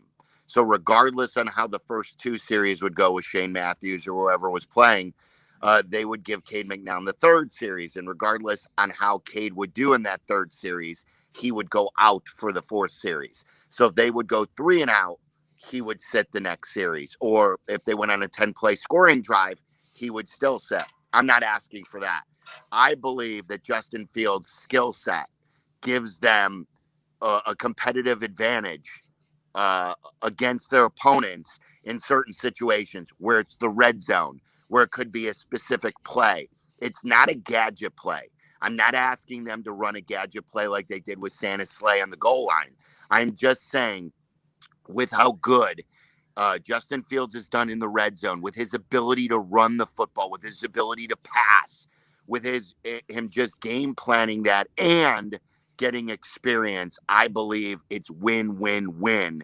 And I believe that if Justin Fields does not play in that first game in any scenario, it's just another example on the incompetence of the offensive staff that the Bears have assembled. 1,000%. Now go ahead, Trae. Take it away. I will literally go backstage and I will not. Bullshit. Right. Yeah. Yeah. So I totally agree with you as far as Nagy goes, and he said he's not an idiot, but it's apparent. Like, I mean, like with your take the other day about when you said just like, do you trust Nagy, and has he shown you like any plan that would give you confidence and believing in any type of decision that he makes towards the future? And it really doesn't, and it's sad because it's like I want him to be good. You initially liked him when he came in. We had a winning record, that coach of the year, and then he just does all these idiotic things. It's like it's mind-boggling, like from time to time, just to see the decisions that they make, and it's like, right, if you don't see Justin Fields like on the field at all, but you almost don't trust him to make any decisions anyway, because the whole play calling process, it almost makes no sense in a way. It's like he's just randomly picking plays out of a hat and stuff sometimes, and it's sad because I want to believe it's like, yeah, you want your team to be good, but it's like they constantly give you a reason to doubt them. Well, and that's another great point, is like, we need Justin Fields to be so good that he rises above Matt Nagy, and he's better than even Matt Nagy. And like, I think this is what I brought up the other day, and I'm not saying that Nick Foles is as good as Justin Fields or is great, but we know that in the right situation, Nick Foles can do stuff. Like, it wasn't just one heater. I heard Carmen DeFalco say the other day, like, well, Nick Foles got on a heater in the Super Bowl, and that's why he won. It wasn't just one heater. Remember, he led them to the playoffs the next year. He beat the Bears on that final drive, went 60 yards in that next year in 2018, that he went to a Pro Bowl under Chip Kelly. It wasn't just one time. He hasn't been consistent, but he has shown that in the right situation, he could be okay at least. And Matt Nagy, even though he knew Nick Foles, even though he traded for Nick Foles, even though he's been with Nick Foles before, still had issues seeing eye to eye with Nick Foles. Nick Foles told the Monday Night Football crew this. Nick Foles, you saw him on the field say, hey, we've just completed a bunch of passes in a row. Let's go. Why are you slowing us down? It's like, Justin Fields has to be so good to overcome Matt Nagy. And that's another reason why I'm scared, because not only does he overcome Matt Nagy, he may have to overcome this offensive line as well, which the two tackles are going to be unproven, and a 39-year-old who's had no camp, and then a Fetty who's been out so long and was basically a right tackle reject from Seattle. So, Trae, that's a long way of saying I'm fucking nervous too. I could swear on this, right? Absolutely. We can swear on this. Yeah. This is like home here. We're just hanging out between us friends. Trying not to take too much of your time, but you're taking my next question and you're setting it up perfectly, because I do got a bone to pick, of course, with my two kids from Liberty. Let's go! Because when I was in Vegas and watching the game poolside, watching one Mitchell Trubisky dice up the Chicago Bears, albeit I didn't take the low-hanging fruit and pound my chest like some of the truthers did on Twitter, but I did find it curious to watch him. And now some of the sentiments you're saying right now, how hard it's going to be for Justin Fields to overcome Matt Nagy. And we saw my guy, Christopher Black, and Pat Black, his dad, is here in the chat, a loyal listener to what me and Trae Tunes do.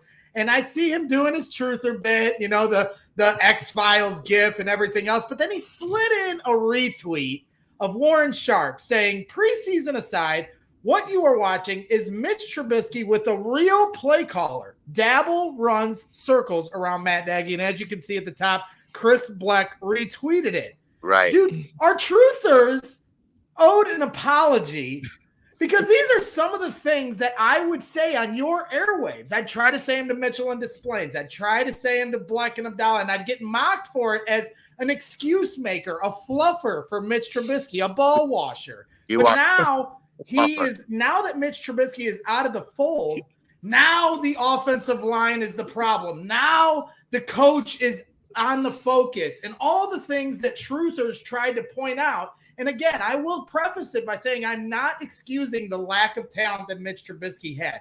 More so the fact that it is a team sport. And if Dabble can get the most out of a Mitch Trubisky by being a better play caller, then isn't those the excuses that were warranted for truthers? And is someone like Chris Pleck, should he owe truthers an apology if he's going to start trotting out these excuses now, with hindsight being 2020? See, you're only hearing, though, what you want to hear. Like, we said this stuff last year, too. Like, I was killing Nagy. Nagy didn't do anything to make Mitch better, but that doesn't make Mitch good. Like, and I want to just, it's semantics, but what you said about Mitch not being talented enough, it's what Waddle has always said. Mitch is talented. Mitch has a good arm. Mitch is a great athlete. It's just, there's a couple of things right between here. Mitch doesn't process well. He's not fast. And Mitch is an athlete playing quarterback instead of a quarterback who's a good athlete. And I think Justin Fields, we know, is a quarterback who's this fantastic athlete, but he's been bred to be this quarterback every step of the way. And he processes the information and he can quickly. And I think that was always Mitch's problem. But to your point, and we've always said this, though, Braggs, is that Mitch, it's like, I had a buddy over for the Denver game a couple of years ago. Remember the game where they won on a last-second field goal? Yeah. In 19. We're all excited. Bears 100. I got the Bears 100 hat on, and we're all excited, and they sucked against Green Bay. They only produced, I think, 3 points in that opener. Yep.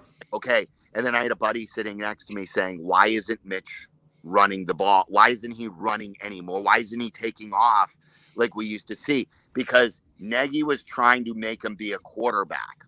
And then when we found out then that Mitch couldn't be that quarterback, he couldn't play just from the pocket. He couldn't process enough and couldn't find Allen Robinson when he was breaking free.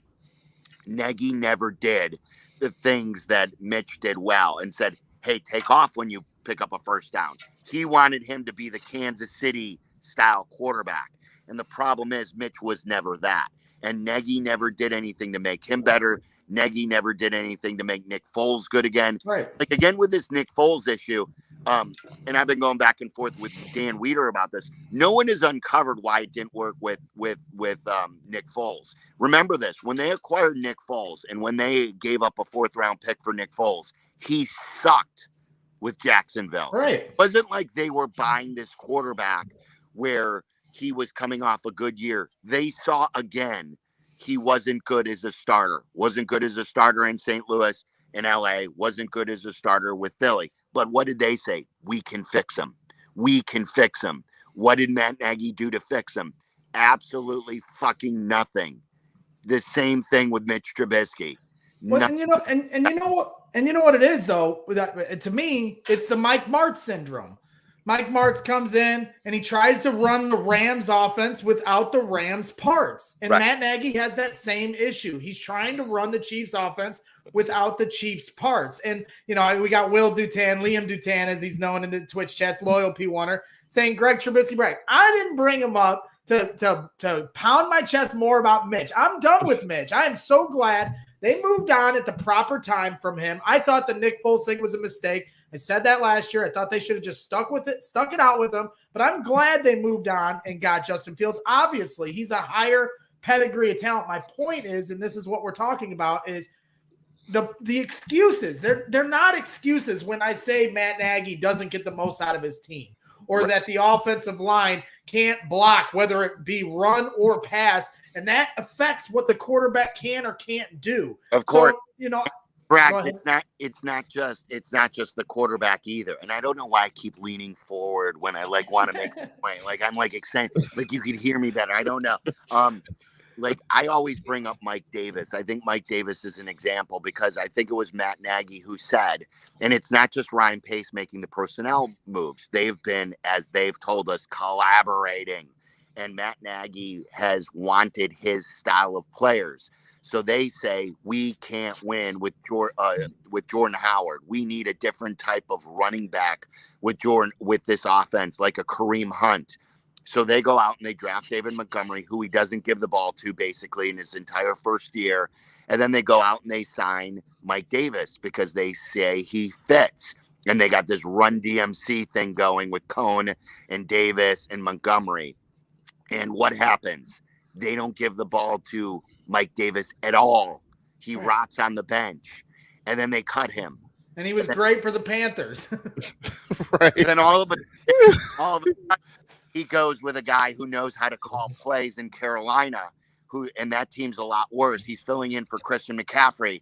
And does he show that he could run and catch and put up numbers? The answer is absolutely yes. And it's another reason why Matt Nagy can't get the best out of his team. All right. Completely agree. And Will wants to know, is Trae still there? Because I know I'm going to get completely grilled. I even hopped out of the chat a few times.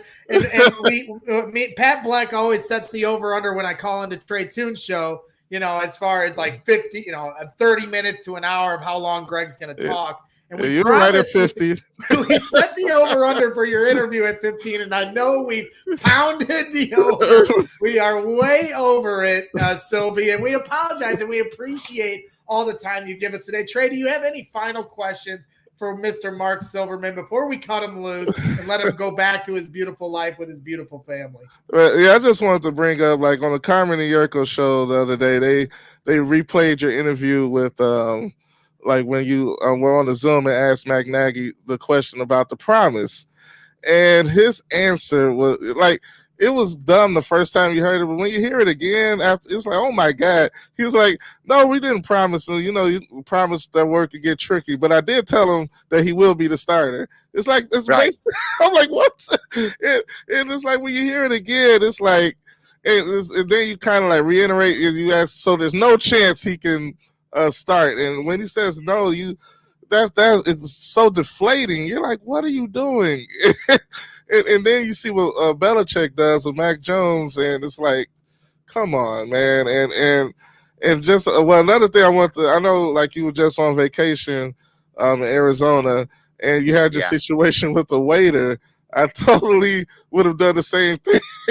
Right. Like, shoot. And then, like, with that same arm, you going to serve my food? I was like, yeah, I was trying to call in, but I was like, yeah. And, well, yeah, I would have done exactly. And it's so funny because that thought comes in my mind every time that Road Trip movie, what he did with the French toast and the powdered sugar. Yeah. When you said that, I was cracking up. I think the same thing. I said, I'll never send my food back. Road Trip is, if you haven't seen it, and it's old now, but Road Trip is like one of those movies that I just absolutely loved, that I don't think still gets like the play like of an American Pie or something about Mary or something like that. But Road Trip is fucking funny. And if you haven't watched it, there's a watch for it at the end. And then Trae, the other thing is I know Braggs' style. I know what Braggs is going to do. Braggs is going to let you like start things off, and then all of a sudden Braggs is and he's going to talk my fucking ear off. And when I ask him how long are these things going to be, like I've got maybe like 20 or 25 minutes, and then I got to go with the kids, and then I got to get in a workout before we head to the pool. But like I say 15 minutes, like he's like 15 to 20. I go, keep it closer to 15, because I know if I say, okay, 20 is cool, it'll be 30. 30. Like it almost is now anyway. So this is not my fault. It's not my fault. I take no responsibility for it. It replace that Braggs in the stands poster in the back and put a fucking clock up. Oh boy. Well, hey, we had a lot of questions in the chat, and they're all busting my balls, but we're not getting to them. They want to know if you're ever going to get a. Do really quick hitting. They want to know if you're all right. Rapid fire. Are you ever going to get a barber? Will wants to know. You ever going to get a barber and let your wife stop cutting your hair?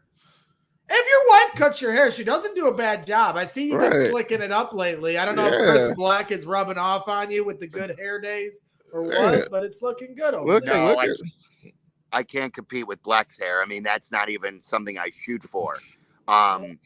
It's I look, it's cheap and it takes 5 minutes, you know, like she literally uses the Manscaped, the lawnmower 3.0. She shaves my sides all the way up. And yes, even though she screwed it up, I'm going to give her another chance to see how bad she screws it up again. Okay. And the other question we had was, we had Jeff Meller on earlier giving us fantasy football advice, and there was some ball busting about him not paying up. And he had a pretty long-winded reasoning for it. Do you have any responses to one, Jeff Meller? He's the commissioner again, okay? If you're going to commish, you got to collect the money. And if people don't pay, you got to tell them to pay. And he never sent out an email to tell people to pay. And he finally got to 2021. He finally took out a Venmo account. And guess what, guys? We had like 10 or 11 of the 12 participants pay before the draft even started. I mean, it's so easy when you Venmo it or where you electronically pay.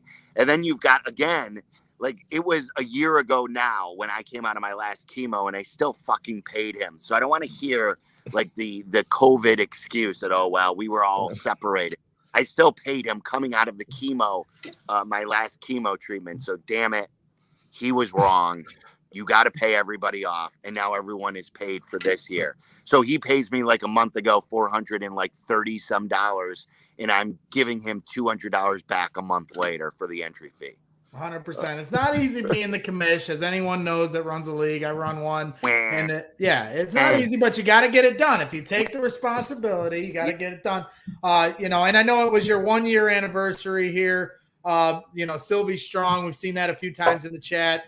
I actually have a good friend now. His son, Shane Marsaw, his son Riley, just got diagnosed with Hodgkin's lymphocyte, I'm going to butcher the name, but he's now starting his journey. And, we're really happy that you were able to get through it and you look so great and healthy. Certainly, man, not to, end it on a somber note, but I am happy to see how healthy you are. Now we're all here rooting for our guy, Riley. We moved from Sylvie Strong to Riley Strong. And, congratulations to you on making it through your journey and looking as healthy and happy as you are, my friend. Tell Shane and his family that we're all here for him. Tell Riley that we're all cheering him on, and that just like with me, we're going to be cheering for him when he beats it as well. So 100%. All the best to the family. Yeah, those guys do great work, Shane and Phil over at the Tape Never Lies Network, and we're always going to give our shout outs to Riley here. Final request, Final request, Sylvie, is that you've always done station IDs for me. I would like you to do one for Trae and his Trae Tunes Twitch show. As you mentioned before, Trae's a great contributor to some of the content you guys are putting out. With your unedited, uncensored, podcast, which you guys do a great job with. And so I know Trae, he's too shy to ask, so I'm going to ask, since we're way over the 15 minutes. So for the Trae Tunes show, yes. So basically, you'll just say, this is Marc Silverman from ESPN 1000, and you're listening to the Trae Tunes show. So I'm gonna go backstage. Braggs, I love that. Right. There was 3, 2. Hold on. I'll count you down. Hold on now. I'll count you down. I gotta get your nameplate up, make it look professional, and then I gotta mute my mic. And I'm gonna mute Trace too, so there's nothing, no background in it. All right. In 3, 2, 1. Hey guys, this is Sylvie from Waddle and Sylvie on ESPN 1000, and I'm busy right now. What am I busy with? I am listening and watching the Trae Tunes show. I gave him a t-shirt. It was a large. He doesn't fit in it, but we love him because he's the absolute best. So sit back and enjoy the Trae Tunes show. Boom. Look at that. One take, and he even ad-libs. How about that? I was giving him pointers. He doesn't need pointers. He's a professional. Right. And Sylvie, we'll let you get back to your beautiful family on this Sunday afternoon. Now that we've reached Sunday afternoon, you started on Sunday morning. Notre Dame football tonight. Lots of more college football on the scene. Trae, you got any final thoughts for him before we cut old buddy loose? Yeah, I just wanted to say, like, when you told that story with Meller on that crosstalk Unhinged and about how you were at your last chemo treatment, and then you guys broke out into that song, "All the pubes are gone." That was one of my favorite moments. And I know you didn't get a chance to play it, but I did email you. I didn't even play it for anybody on our show.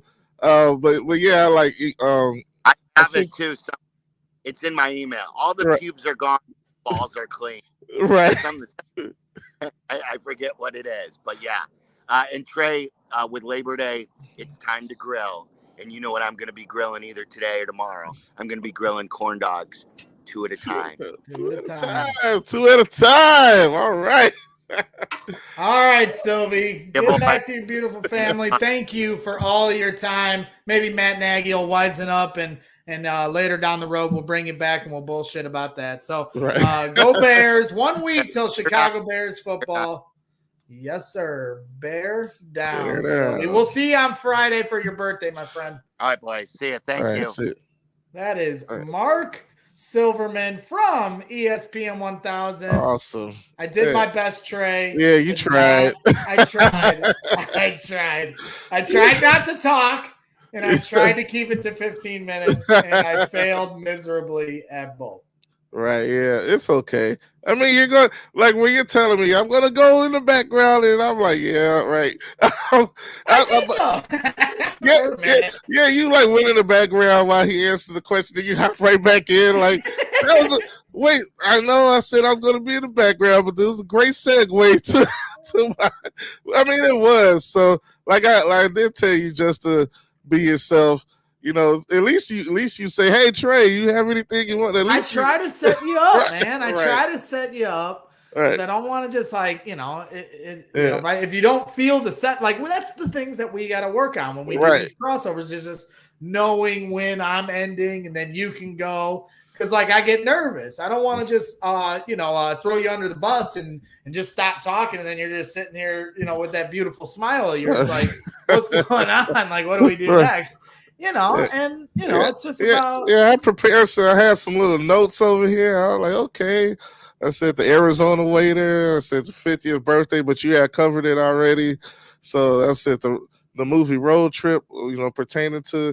I like jot my little notes, so I got to get better with that. And you know, this is a whole learning experience. And me and you really do, because you're so busy. I'm so busy. We both got families, and you got work all day, every day. I'm laying bricks. I'm doing all sorts of stuff. We got to talk before the interviews and have some prepared questions, and that way I know, and then I don't have to worry about just throwing you, you know, out without a life raft into the ocean, you know. And so, you know, I'm just trying to keep the train on the tracks. You know, I let you have the start, and you know, everybody was, you know, calling you, you were Farley fanboying them. And I was just trying, you know, I had to hop back in so we could get it into the Justin Fields tracks. Right. You know, and at that point we were already like halfway through the 15 minutes. So like I said, this isn't my fault. I thought it went very well though for us not to have any like, you know, it's not like we both said, okay, we're gonna do this and that. For us not to have that with either one of them, you know, I thought they both went well with Melon and we're Sylvia. Doing our best over here. You know, we got Will, the toughest critic. He's yelling at me because I'm not asking the questions from the chat. I like to save the chat questions for the end of the interview, you know, to keep it organized, unless somebody has a question that works within. It's a good segue, as they say in the business. And if it's something where he just brought something up and somebody has a question that works with it, I'll try to fit it in through the flow of it. But, you know, it's not easy, you know, and I want you to feel comfortable pulling up comments, because, you know, it's hard for me when we do these shows to, you know, I'm changing the cameras. I'm pulling up the, these things we call them nameplates. My good friend and co-host to the show and producer, he makes these nameplates that we pull up here. make it look professional. But I have to pull these up. They don't just appear magically. And then, and when he's talking, I try to pull up pictures. Like we mentioned, Deion Miller joining the ESPN 1000, ESPN 1000 team. And then I got, fun pictures of in the stands stuff. And, I don't have time to pull up all this stuff. And then we got videos, we've got able to give you a bird's eye view of what happens. And when Sylvie's talking about things, so it's a juggling act, Will. I know you think you can do it, but pulling up the videos, pulling up the pictures, the comments, the nameplates, changing the cameras. This isn't easy over here, ladies and gentlemen. And me and Trae are doing it here, and I'm trying to produce as best I can. But Trae, I want you to start feeling comfortable, at least enough to pull up comments. I know you're good at you're familiar enough with the Twitch chat that you can pull up comments. Just saying, I'm whining. I'm not whining. I'm trying to explain things. And Trae, he's got mad chat. clicking skills, son. Right? Yeah, it's not easy over here, all right? And so I'm just trying to, and I want you to feel comfortable pulling up whatever you want.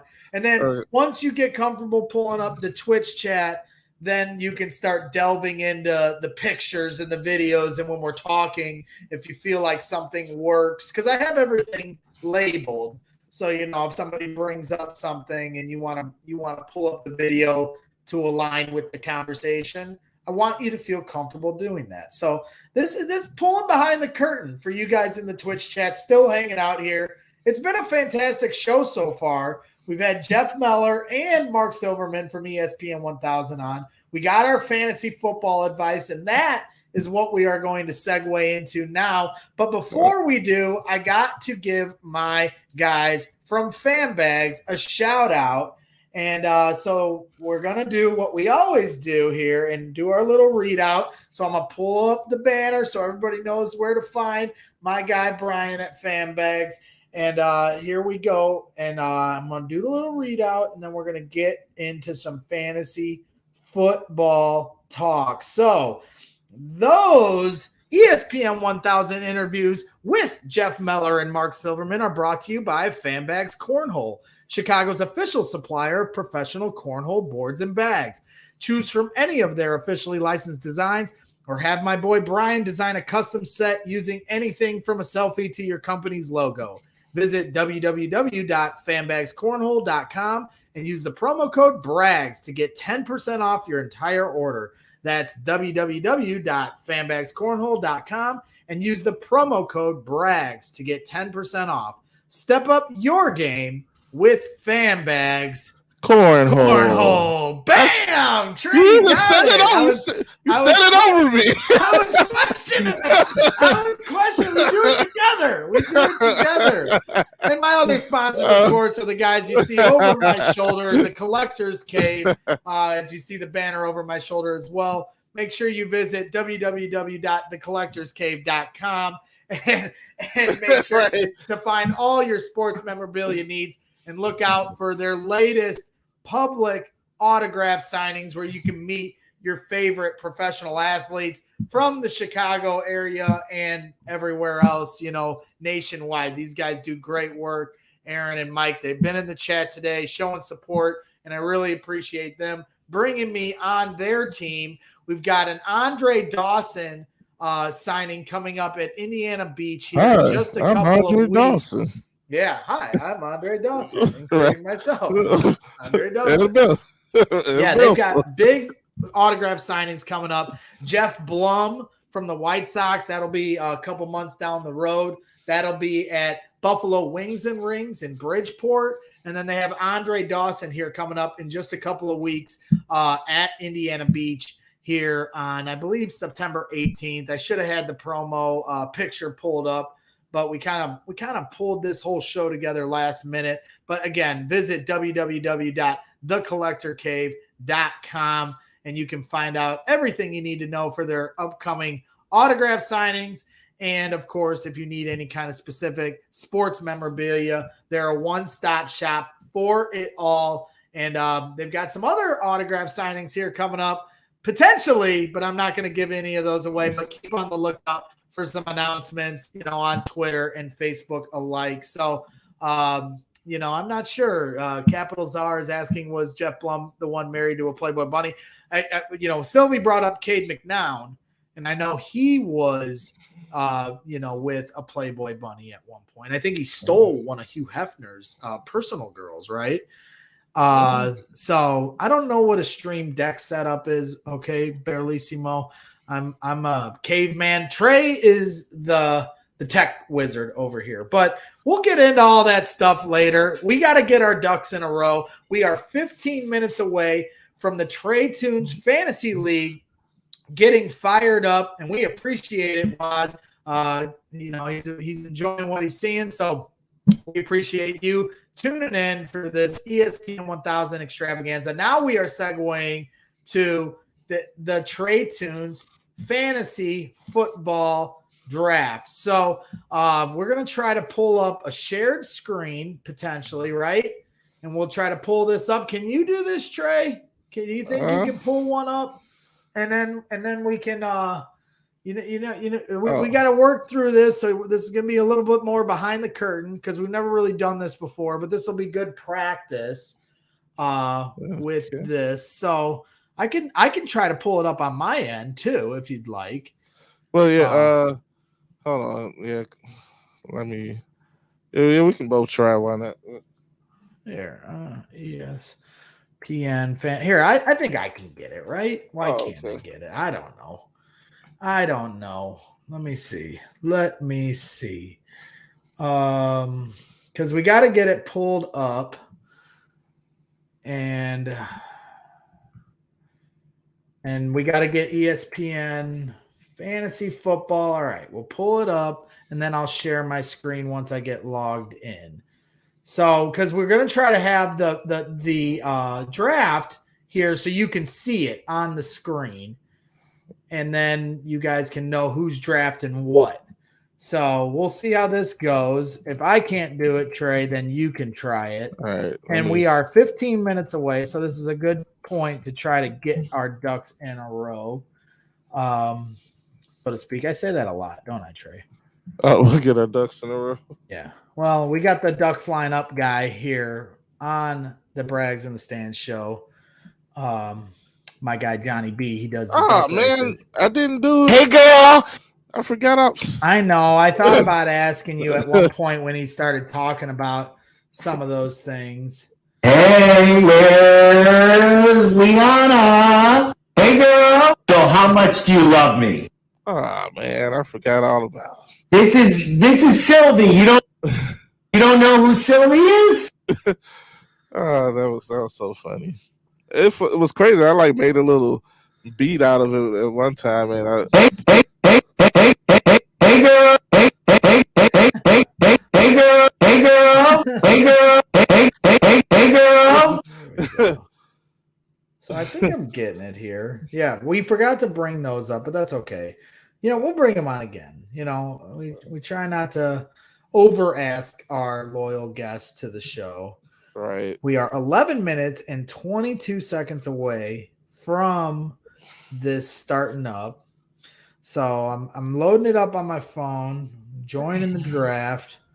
So hold on, I got a commercial thing here going on. So I apologize, but we're doing our best here. The draft is getting started here in just a few moments, 10 minutes away, and we'll see how we do. I'm sure I'll do terrible. Is Nick in the chat? He's the commissioner of the. Oh, there's Nature Boy. Did you change it to 30 seconds per pick? All right. Please say you did. Yeah, because how long do you do picks for on your draft, Braggs? For 30 seconds sounds right, I guess. I don't know. Yeah, because 30 seconds, because if we don't do 30 seconds, this draft could be 2 hours long. Oh, right. Yeah, so 30 seconds. No, 60 is too long. Pay attention, and it's 12 teams. It's not like it's 4 teams, and before the time that you draft will be, All right, so after each of your picks, it's going to be like 20 picks before you pick again. So I mean, for some people, so yeah. I mean, you just got to pay attention, and because one, I gotta be somewhere later. I can't do a 2-hour draft because my the 12-team draft I was in a few days ago. It was 45 minutes and it was 30 seconds and we were picking fast. So, I mean, everybody was engaged and I already know that somebody said that they're on auto draft. So I just like 30 seconds, it's more than enough time to. All right. So I'm going to attempt to pull this up and do this right. But we'll see if I can do it. I think you got it, yeah. Yeah, but my problem is I don't think I'm going to be able to. Like, we got this, but then can you zoom into the browser like on the mouse pad how you can use your fingers to zoom in? I don't know what you mean. You almost, like on your phone, how you have a multi-touch where you can do that on a mouse pad of your computer. Why? What's wrong with this? No, well, can they really see that? Can you see it? No, not really. And plus, you don't want everybody seeing. Right, because that's my problem is I can't get it. We need like an extra. We need like an extra somebody. We need like an extra person in the stream, and then we just pull it up off of that. You know what I'm saying? So you're saying because you can't even see this, huh? Nah, not really. Nah, I can't really see it. Why? It's like really small. Yeah. I mean, I can tell that it's ESPN. Well, maybe I can log in because I'm on another computer for maybe I can log in as a person on this computer. All right, you try. I will remove this and we'll try this. The real Tony Montana said it looks good. I think Trae's gonna have to do this because I'm not. Well, if it looks good for them, yeah, go ahead and you do it because I'm not good at this. I'm gonna mess it up. Well, you had it. I don't know. I mean, if it look good to them, then, and plus they're all looking at the draft on their phones anyway. So I mean, we're just here to talk. I mean, we all know who's getting picked. If everybody's in the draft, we're going to be talking the whole time anyway. Yeah, that's true. I mean, because when I had it shared, could you could you see just me or the shared screen? No, it was I saw me and you on the side, and then I saw the shared try screen it again. Then I don't care. I didn't know. We shall see. All right, let me try this. I don't know what I'm doing. See, I'm just stupid. See what I'm saying? I'm not smart is the problem. No, you're okay, Braggs. No. Thank you. Yeah, I'm all right. And we're 5 minutes away, so we got to get this figured out.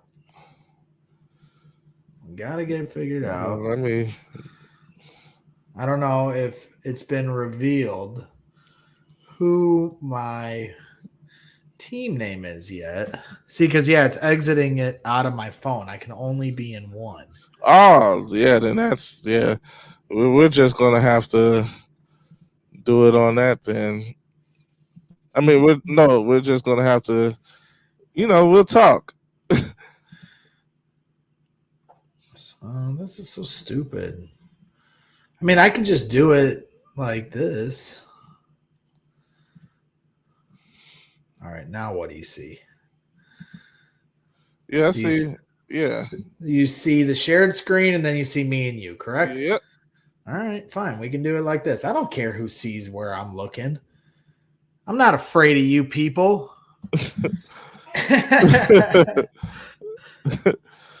What do you mean, you people? Right, I was going to say. What do you mean, you people? So we are 4 minutes away from the fantasy draft starting off. But I can't. Where does it show like the rest of the league? You know what I mean? Because this is just going to show my team. It's not going to show the league. Oh well, you have to enter into the draft. I'm in it. Like on your phone, but right there, are you? I'm in it on the computer. I can only be in one. I can't be in both. Oh well, yeah, you can then yeah, you just gotta probably because you said you like to do it from your phone, right? Well, I can do it from here, but I'm just saying it's not going to show. I mean, it'll show the picks at the top of the screen, but it's not going to show like the league. It's just going to show my team. You know what I'm saying? Oh, right. Oh, I see what you're saying. Oh, well, right there under your team name, it says pick history. Under my team name, which is where? No, right there. I'll go down. See. Yeah. There is no pick history right now, but right. Okay, so that's where I go to see the rest of the league. I got you. Pick history. All right. We can try this for a little bit. See how it goes. I've got the 4th pick in the draft, and my team name officially is Spoonin' with Will. I don't know if he's still in the chat or not. Trae, you can feel free to pull up comments. I know everyone enjoys seeing their comments on the screen. Because I can't. I missed what I said. That could have got this comment. I don't know. I don't know what I said. You got Hurricane Ditka with the 1st pick, and that is Capital Czar. And Football in the Groin is pick number 2. Tony Montana is number 3, the 3rd pick in the draft. Good Juju and Bad Karma coming up after Spoonin' with Will at pick number 5. Rutherford B. Heinous, pick number 6. So we'll see. We'll see if I'm not Carmen Casino is pick number 12. So he will get the reverse pick as we go to round 2. He'll get the 1st pick. Yeah, that's the good thing. Like if at least it's a snake draft and it's not going to shoot all the way back up to number 1. Like he gets 2 picks, 12 and 13. And who is John Smith? He keeps joining and leaving the draft. John Smith. I think that's Tony Montana. No, it's not Tony Montana. Who? It says their name next to their. Yeah, I was like, who is John Smith? Like, who snuck into the league?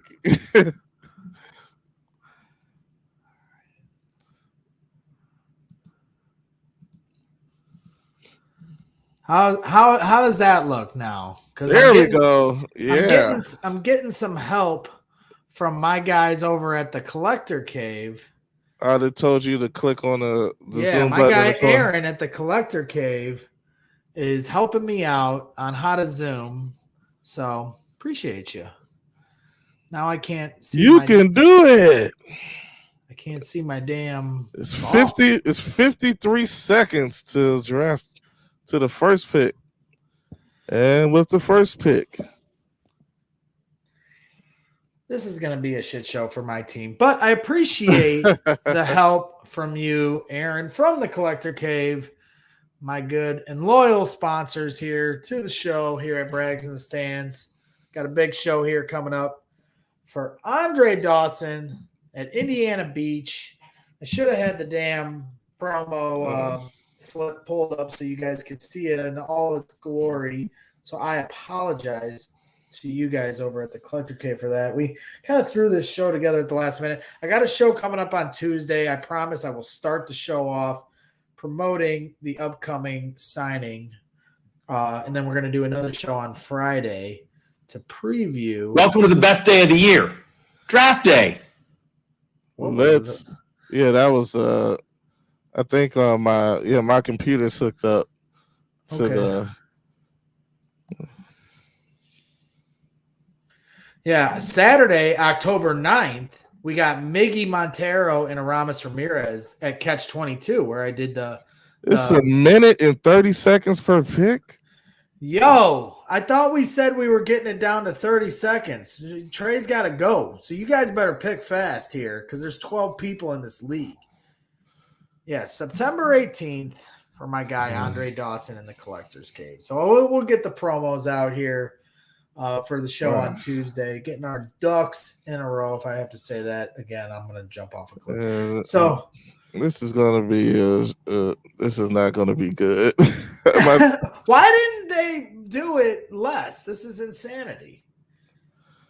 Tony Montana, this is your first pick. All right, so I am on the clock here. All right. I don't know who to take. Who should I take? I mean, I guess I can't go wrong with Alvin Kamara, but I'm a little worried about their quarterback situation. You know what I'm saying? This isn't easy. See, and there's stupid Ezekiel Elliott. And then look, and I'm the one that's going to take up all the time. I'm sorry. I'm scared. I said I wasn't even going to, I was just going to let this be the practice run. Pick Saquon. It's not like I mean the person I want's not going to be there anyway. I'm just going to take whoever. All right, I'm taking Alvin Kamara. He's the top player on the board. You got to do it.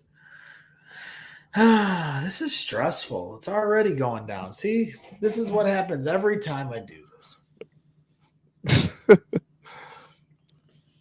So I'll get into pick history while I wait for my pick to come up.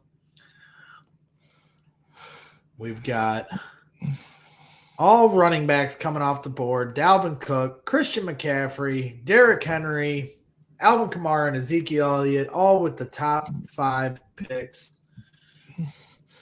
Rutherford B. Haynes is on the clock at pick number 6. Yeah, taking his sweet old time. If it's taking this long in the first round, I know this is going to take forever. I mean, this is where your Captain Obvious picks are. It's like, oh boy, this is going to be it. Austin Eckler taken with the 6th pick. But you're right. And I thought you said it was going to be 30 seconds between each pick. What happened here, Nick Laz? I don't know what happened. Sad state of affairs here. It's like right now you should be looking at who you're going to take. Pretty bad state of affairs. Yeah. Antonio Gibson coming off the board here at number 7. So it's all running backs all day long to start this off.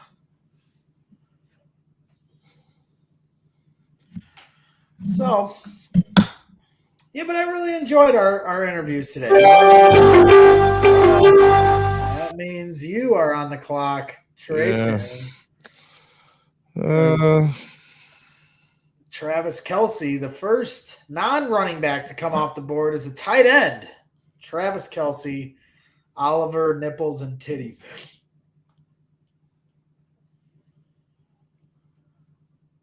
Fuck it.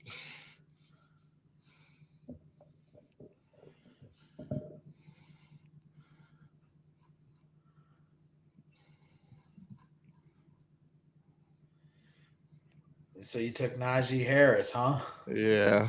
I just don't. Well, I don't trust Saquon's health. Okay. I mean, I think the guy's a beast, but it's his health, and then it's also that quarterback. It's the same reason I was a little scared about Alvin Kamara. You need a good quarterback for You can have Ezekiel all day long, but if his quarterback isn't good, like we saw last year, he's worthless.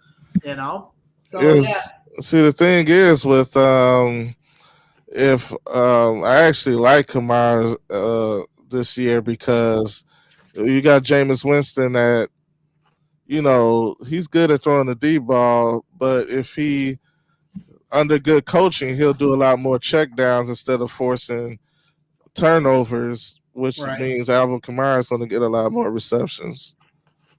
That's true, but also more of the onus now that Drew Brees is out of the fold. He's more. They're going to rely on him more, which could lead to an injury too. All right. Is LP Hallis? Is he here? I don't know. Why did that go through the whole? Yeah. Great. Just great. Somebody get a hold of LP Hallis. So Carmen Casino's got back-to-back picks. He went real fast. Right. That's the way you're supposed to.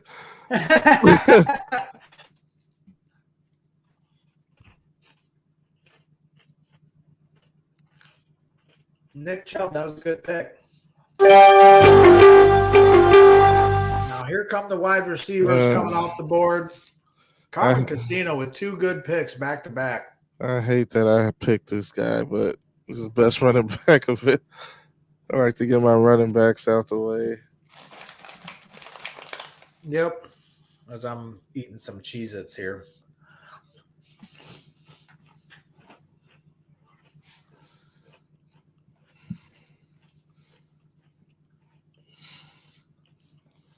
So Rutherford B. Haynes is on that.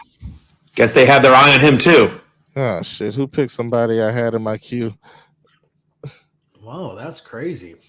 James Robinson coming off the board. Yeah, that's somebody I had my eye on. That's why I said that.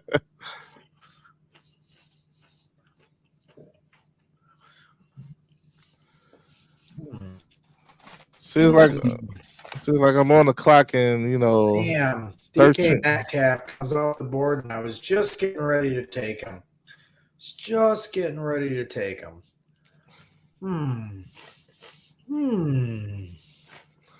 Damn, I got 12 more picks before. See, this is that's why I meant by saying you don't need 30 seconds to pick because it's like I'm not picking for 12 more picks. So it's like you got time to see who you want.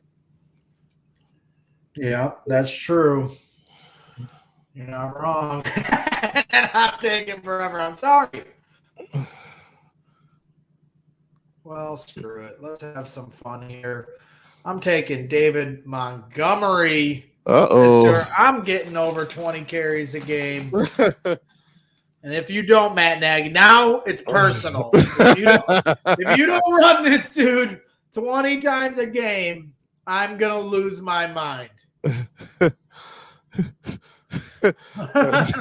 When you said that, it sounded like Andy from The Office. It's like, if I don't know who put my stapler in Jell-O, I'm gonna lose my freaking mind.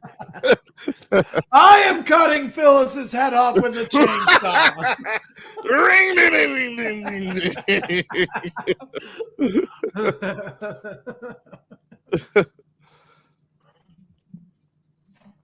So what college football games do we have going on? I got tennis on, I got the TV here going. I've never had the TV going, but I figured I'd have it running today.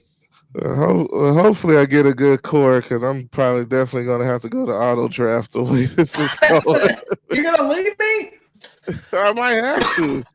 God dang it. Somebody better join. Where's Will? Will, get in here with your shirt off.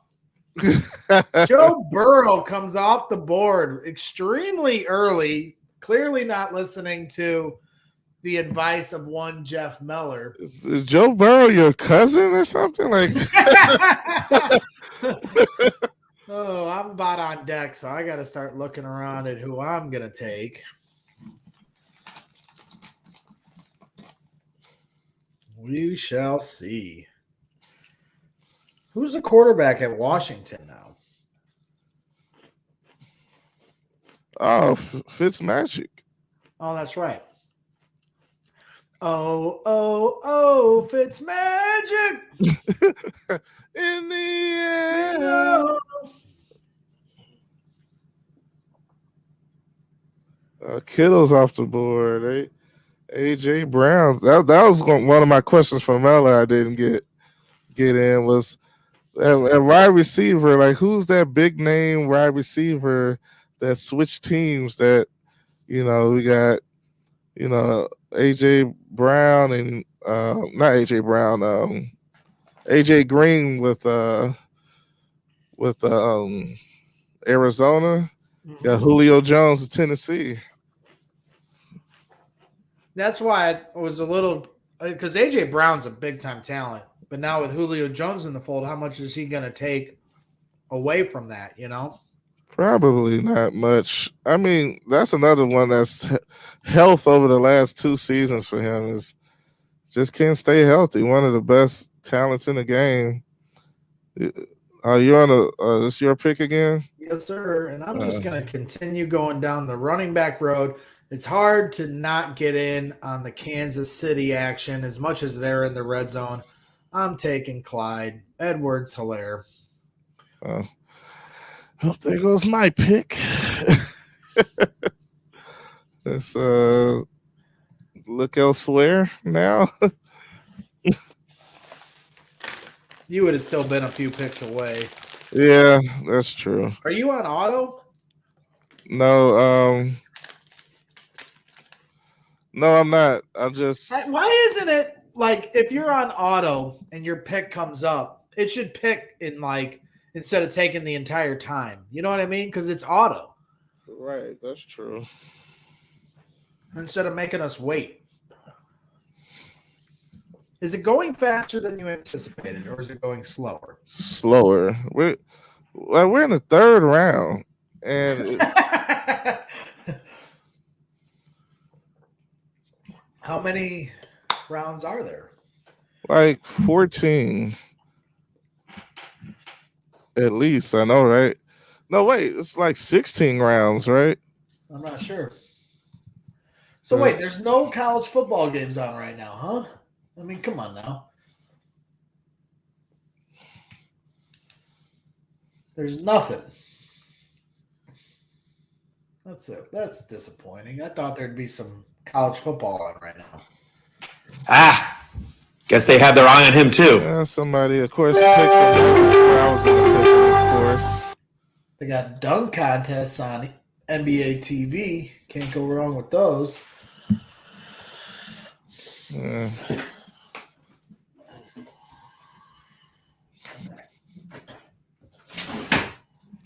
Yeah, I can already tell my team is going to suck.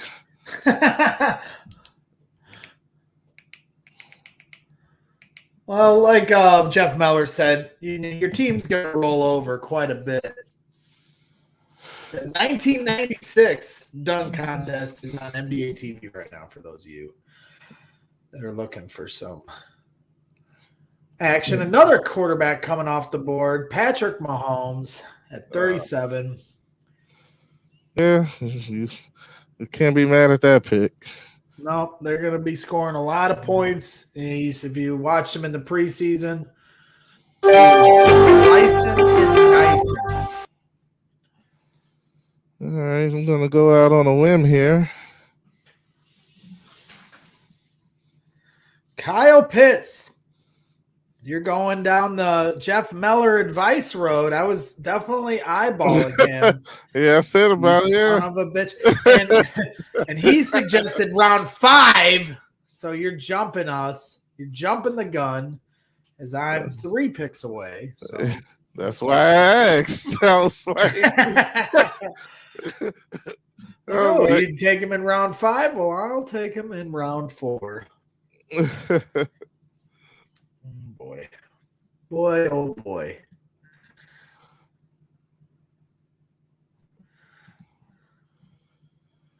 Quarterback starting to come off the board here. Josh Allen comes off the board. Okay, it's not a bad pick. How many leagues are you in? We 3. 3. Okay. Yeah. Rutherford B. Heinous filling up the clock. I'm gonna take my time.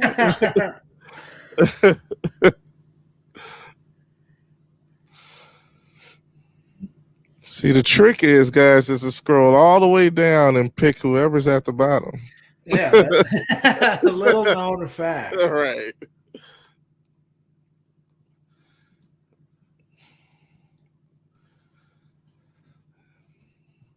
Oh no, yes, 16 rounds. Round 4 of 16. Well, we're 15 minutes in, so yeah. Well, it's going to take longer to pick the deeper we get in, because it's like people are going to take longer to, because it's like, okay, let me find out, even for me, it's like, okay, let me look and see who I need. Like, okay, I need defense. Let me look. It's like all of that's going to be going on in the later rounds.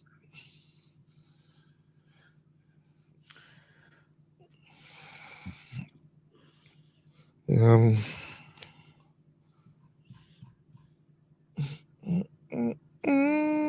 me start looking at kickers. And I'm just trying to throw everybody off the scent. Yeah. Kickers, you say.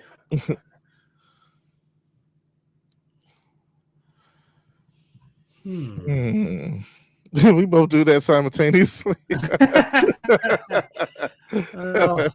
Just can't go wrong with some Tom Brady action. I'll just take best player available, Mr. Mike Evans. I do like myself Chris Godwin, but guess I'm going to go with the top line wide receiver over the 2. Chris Godwin ain't no slouch, though. That's for sure. Right, yeah. That's why he's up there at 40. Yeah, I was hoping that he would, I was hoping maybe if he came off of Tampa Bay that the Bears would take a look at him, because I really like Chris Godwin's game. And Chris Godwin comes off the board. Right. Like, oh, you like him so much, huh? Yeah, that's kind of the disadvantage of us talking. It's like, I don't Yeah, well, this is what happened. I went live for our league last year, and it was the same thing. Justin Fields comes off the board at 50. Football in the groin needs to be kicked right in the groin. Are you sick? Oh, my God. Oh, UB1, baby. I love it. Nice pick. You know what's crazy? Like, I have your convictions. I have Justin League in both of my other teams, right? And I got him in like the 10th round. My goodness, what a terrible pick. Although, man, if Andy Dalton rolls his ankle week 1 and Justin Fields throws for 4,500 yards and 30 touchdowns, he'll get the last laugh. So let's hope he gets it. As a matter of fact, I hope that was the best pick of the entire draft. I don't care if I come in last. Even if he does have an outstanding year. Guess they have their eye on him too. Oh man, who was the real Tony Montana plucks Cooper Kupp from you? Ah, you son of a bitch. Man, this is a tough one. Here. That's it. Hey, you're on the clock again. Like, I'm on the clock, and I had this guy last year, and I just really enjoyed his fantasy output. So I'm going to roll with him again this year. I'm going Kyler Murray. That's Sylvie's guy. He had a good year for me last year. He's an injury concern because of that small body frame, but he's in his second year now. He's got a lot of weapons. They added Rondale Moore to that receiving threat, big-time wide receiver out of Purdue. And then obviously he has, Hopkins and all sorts of talent around him. So I wanted to keep the good juju going with Kyler Murray. Okay.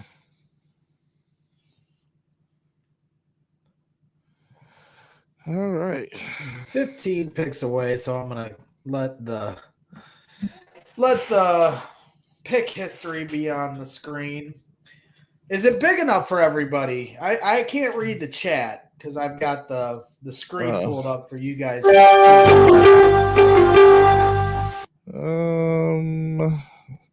Let me know if you guys can read it nice and clearly. But I'm going to have to figure this out for Tuesday now because I'm doing another draft where I'm going to be live. I want to be able to pull this up, but I want to be able to see, our StreamYard. I can't see the stream. I can only see this. Well, do you have another laptop or a computer? Yeah, I guess I do. And that's what I need to do, don't I? Yeah, just you log in on that. Okay. Yeah. Makes sense. All right, that's what we'll do. Makes sense. You're so smart, Trey. I try to be. Mike Davis coming off the board. Guess they had their eye on him too. Yeah. Oh boy. Who keeps picking my picks right before it's my pick? Somebody's looking at your board somehow. Round 6 of 16. We're 20 minutes in. That's not terrible.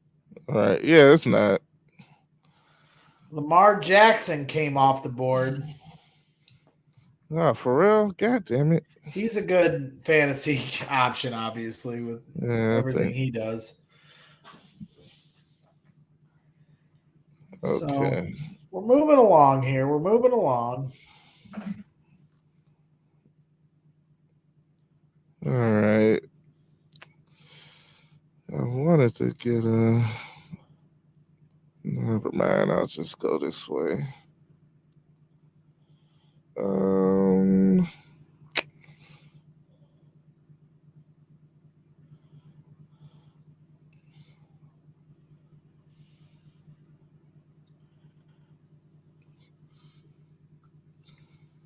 Tell you what, I've been really attracting the crazies on Twitter, and I'm not talking just Will.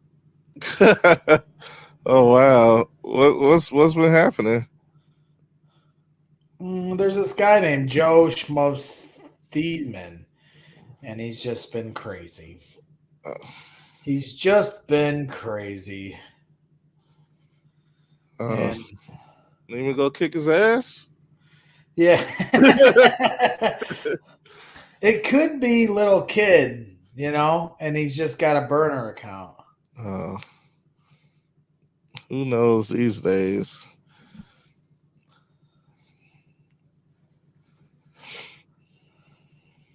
Aaron is off the board.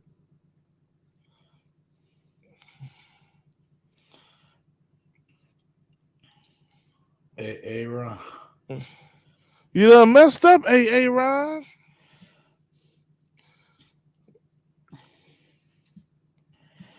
So here we go. Dak Prescott just came off the board. Yeah. Risky pick. Rutherford B. Haynes. I am officially on the clock. Who do I take?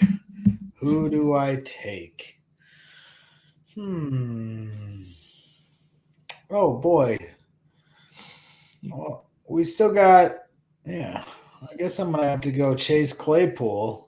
Get myself another wide receiver. I mentioned him earlier. It would only stand a reason to take him. All right.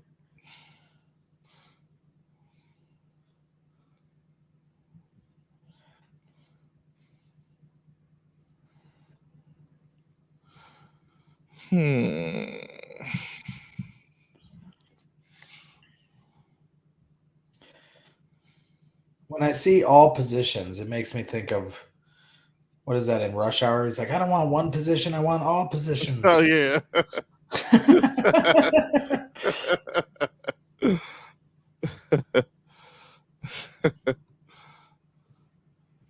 Those were some good movies. When I went to Rush Hour 2, That was like one of those moments in a movie theater where I've never heard a louder audience. Like you couldn't even hear the movie. People were laughing so loudly, like just screaming. I mean, it was definitely one of the most entertaining audiences for a movie theater I've ever been. You know what's funny about this story I'm finna tell about this movie is that I was working at the movie theater when this movie came out. And with Haitian Drew, we went to the movies. I forgot what movie we went to go see, and then I was like, "Yo, let's go watch Something About Mary." I heard it's going to be pretty funny, and they're like, "Man, nobody want to see that movie, man." You know this, Cameron Diaz on the cover. I'm like, "Man, I'm telling you, this movie is going to be hilarious." I think it was with Haitian Drew and a friend of ours named Calvin. And they left, and I was like, man, I'm going to go see it.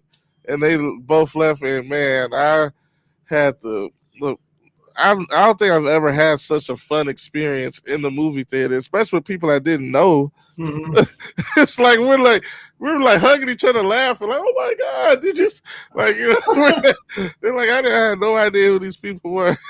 It's like you're laughing, and you're just like it was so funny. Of course, everybody knows how funny that movie is, but man, probably one of my favorite movie experiences. See, I was younger back when that came out, and my mom took my sister and her friends to that movie. That was what she wanted to see for her birthday. And after the opening scene where they cut out his penis is cutting it, yeah, my mom literally pulled them all out of the theater and embarrassed my poor sister. Right. That's my memory of this. Something about Mary. My mom was not expecting that. Why she stayed in the movie theater with them, I'll never know. But it was a terrible mistake. That's hilarious. Yeah. That's funny. All right. Okay, so we're almost halfway through. Yeah. We're 27 minutes in. That's not terrible. No, it's not. I need you to be more positive, Trae.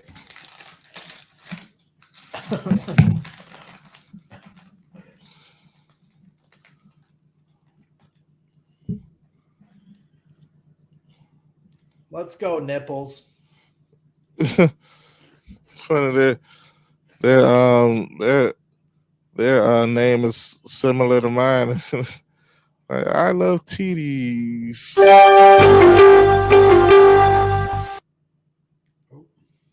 See, that's how you pick. Boom, get it out. What do you think of my team name?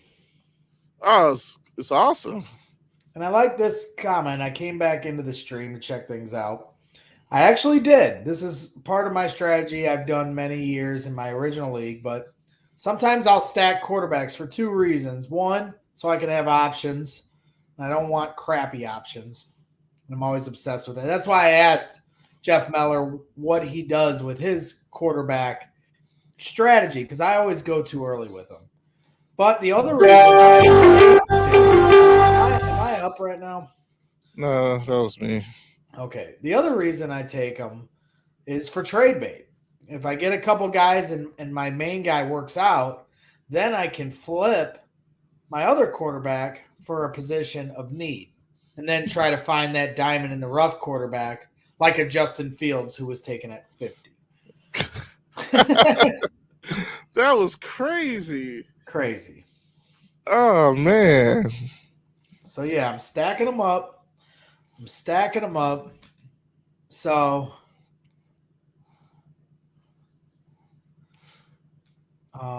just going through the chat. Yeah, I mean, are we doing this for money at all, Trae, or is this just for fun? Well, just for fun. Can you imagine trying to collect the money from? Well, like Sylvie said, we just do Venmo. I mean, I'm down for money, but if you want to just do it for fun, that's fine too. No, I will too, but it's who man, I'm not man. We'll have to chase people down. Right, I'm turn not them upside down and shake their pockets out. Right. That's what I'm not for. Not for all of that. Like if y'all want to do the money, go ahead and send it to me. I'm not in it. Am I up? Yep. Oh, great. Here we go. Look at I did that quick. That's what she said. Man. Ooh. Man, I like this. This is tough. This is a tough one here, ladies and gentlemen. That's also what she said. She says a lot. Yeah. Always talking her. Sony Michel. Is Sony Michel their main running back? Didn't their top running back get hurt? Yeah, he's not the starting running back, I can tell you that much. Well, is he? I doubt it. I think all the starting running backs are gone. Yeah, or else he'd be off the board by now. But a lot of people do use two running back systems, and I'm gonna go with a flyer here. I really like his game. I saw him at Soldier Field week 1 of the preseason. He looks fast with a capital F. Jalen Waddle is my pick. Oh, okay.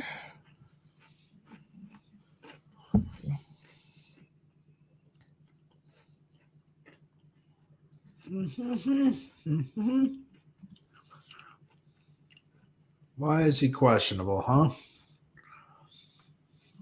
Oh.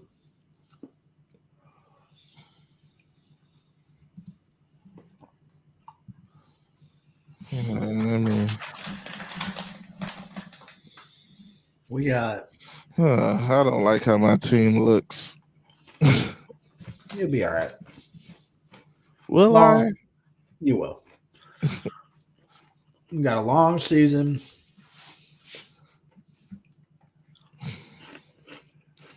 Let's go, groin. Take Nick Foles.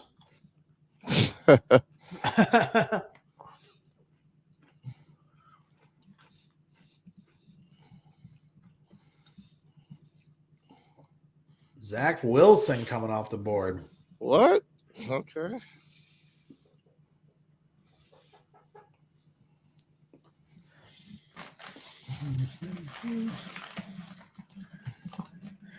Oh boy, oh boy. Oh wow, Sonny Michel. He's not. I thought he was on the Patriots. He's on the Rams. He's on the Rams. Oh.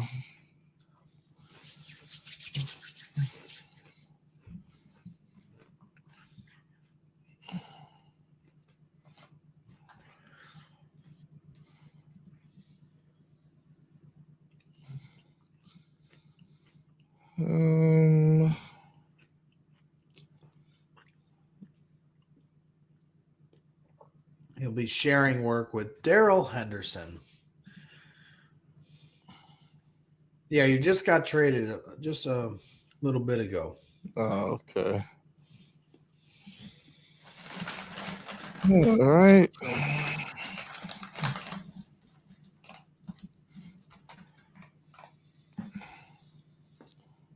Got the slam dunk contest on behind me. 1996, one of the greatest years in history. But for the dunk contest? Yep.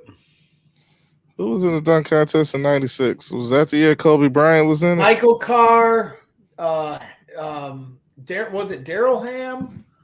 I forget how his first name. Ham from the Nuggets. Ray Allen, Kobe Bryant, Sura from I think Cleveland, right? Cleveland, and then Michael Finley.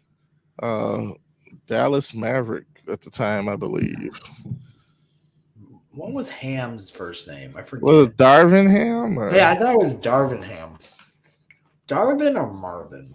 No, it's definitely Darvin, I think. I know it starts with a D. He said, whoever took that tight end, fuck you. I needed a tight end, and that was me.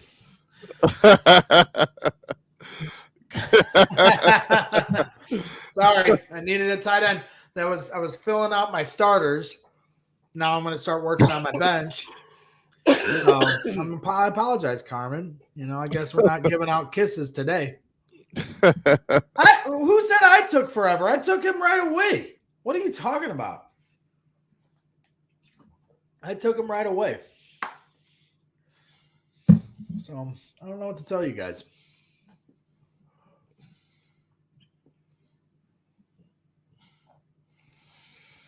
So what else is new with you, huh? Did you enjoy the show today? Oh, it was amazing. Yeah, definitely enjoyed the show. I'll get you that. I'll cut that up of Sylvie giving you the show promo so you can start adding that to your Twitch stream. All right, yeah. Sylvie got Cap. Sylvie and Cap, and then we lost the one with Beck and John. Beck and John. Yeah. I can't go back and find that one anymore. Are you on the clock now? Yeah. All right, let's see. Let's go with this pick with my heart right now.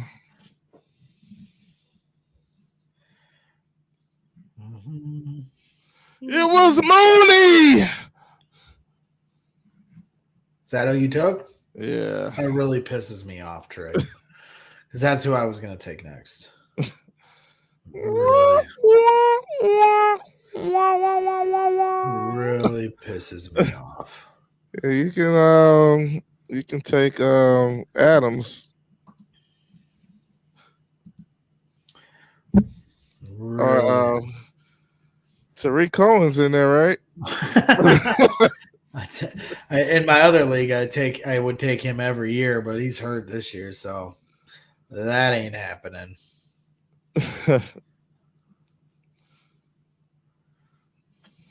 Man, that really pisses me off that you did that. I don't appreciate it. Well, what was it? Like, suck it, Pam, suck it. Where's Stanley? Go tell Stanley to suck it. Suck it, Stanley. Guess they had their eye on him too. Damn it. Son of a bitch. Right before this, that's what you get. That's what you get. Whoever's doing this is picking them right before. It's like the person that's picking right before me. You raggedy motherfucker. That's what you get. God damn it. I don't feel bad for you one bit after what you did to me. Fuck it. I'll just draft a name. Well, who was that? Antonio Brown. Yeah, it's just a name at this point, I guess. Hey, look at this. 38 minutes in, we're 10 rounds in. How long can the last 6 rounds take? A very long time. Just think about it. Like everybody included. I'm not acting like everybody's slowing down. I mean, I'm not acting like everybody's going slow, but I mean, because I'm going to go slower too because I know I got the time. Hopefully, nobody takes longer than a minute to pick. Young Ray Allen with the big throwdown here. Ray Allen was like one of my all-time favorite players. He got game. No, it's not that I have the inside scoop. It's like the person that's picking the player I want is picking literally right before me. Right. It's not like it happened 3 times already. And it's not like they were the best available. They were like down there a little bit. You son of a bitch. Guess they had their eye on him too. Ha ha. Ha ha. On to the next one. Let's see. Guess I'm gonna start stacking here and getting my guys, but I'm not saying what until bad Kamara. Well, all right, at least you're on the clock now. Yeah. As I said, clock. Mike Gesicki. Oh, you didn't want to take Adam Shaheen? I'm gonna go with Sony Michel here. Darrell Henderson's gonna get folded up like a I don't know, whatever, by Roquan Smith week 1. And Sony Michel will be the RB1 for the Rams after week 1. Folded up like a chair. I have a chair.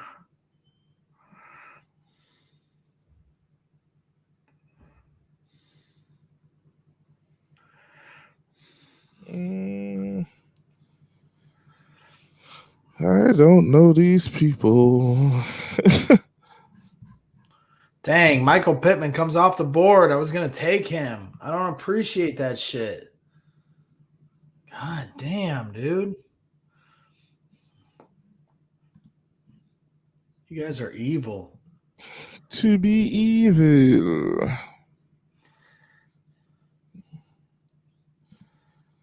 How about no, Scott?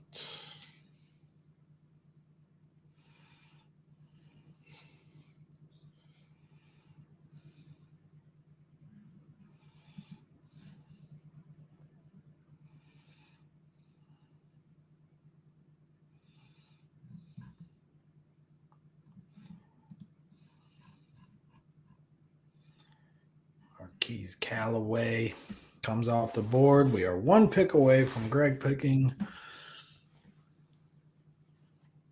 I got this podcast room I'm in. It's getting hot in here.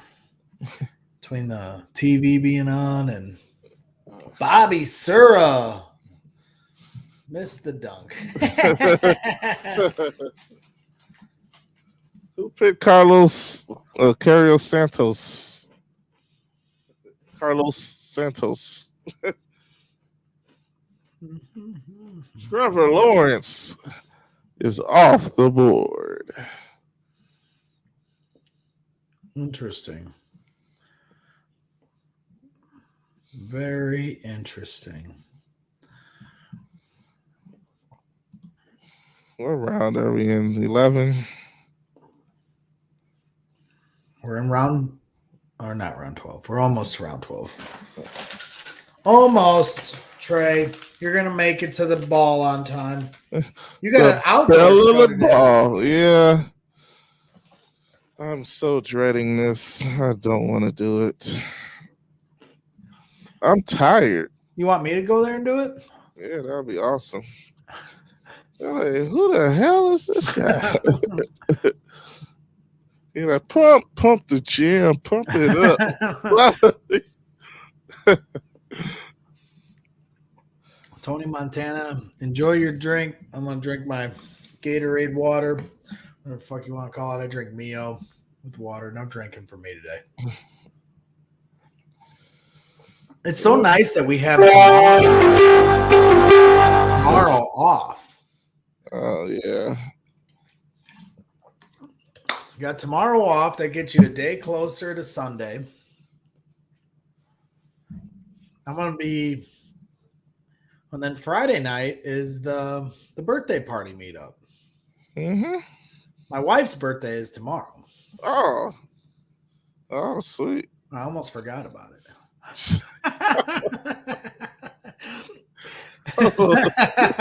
We were at a wedding yesterday and we were talking about it. And she was like, yeah. We started talking about birthdays. I was like, oh, yeah, her birthday is this month. She's like, yeah, in a few days. I was like, oh, shit. It's on Monday, isn't it? Oh.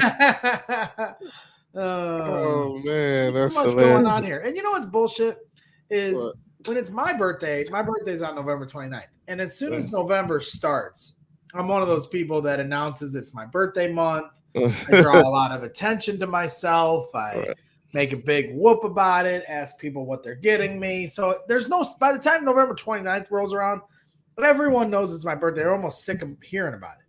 My wife tried to it's like a secret, and she's gonna see if I remember, and if she doesn't, she's gonna act like, "Oh, you didn't remember," and like try to be a victim. Like, you know what? You gotta speak up, all right? Right.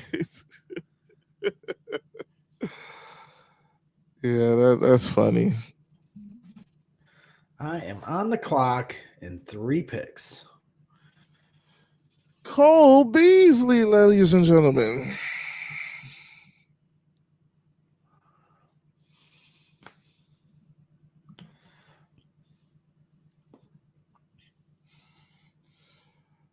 All right. Let me fill out this roster.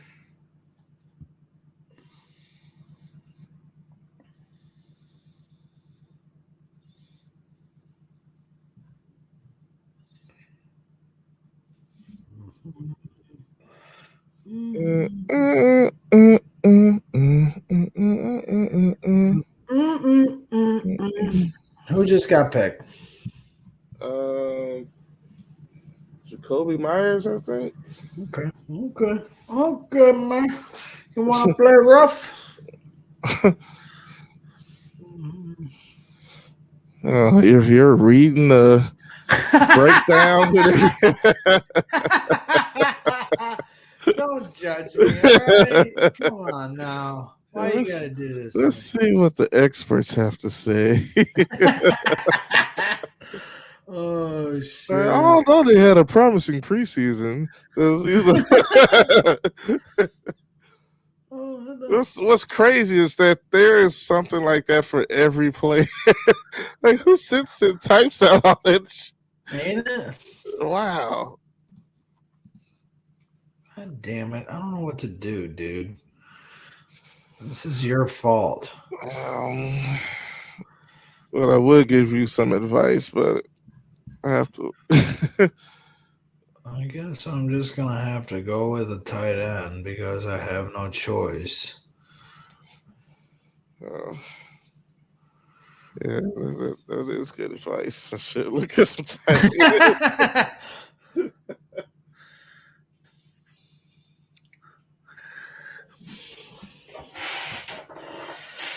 I only got 2 bench spots still open, so I gotta start doing some thinking here.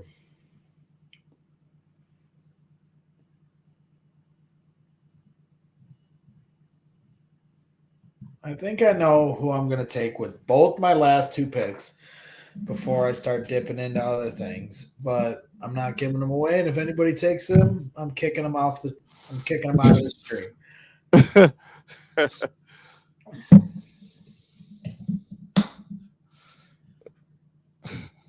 Let's go, groin. Nick Foles.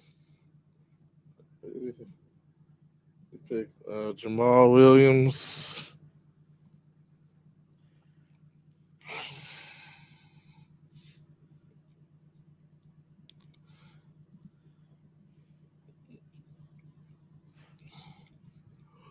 Hunter Henry.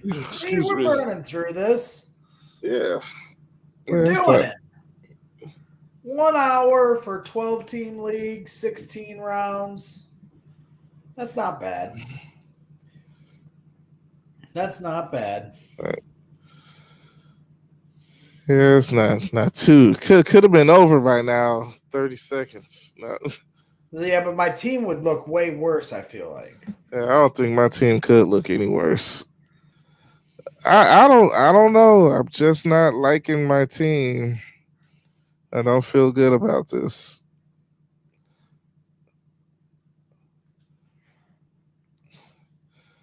I mean, I don't know. I don't like it because of Aaron Jones does well, that means Green Bay is doing well, and I don't like that. Wait a minute.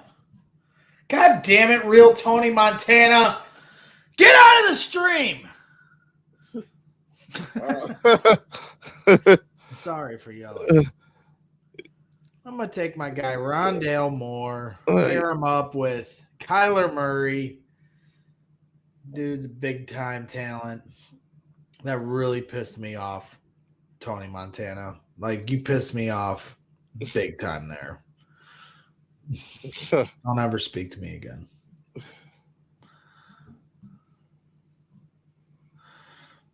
Got a lot of rookies. I got Waddle and Rondale Moore. Waddle, waddle away.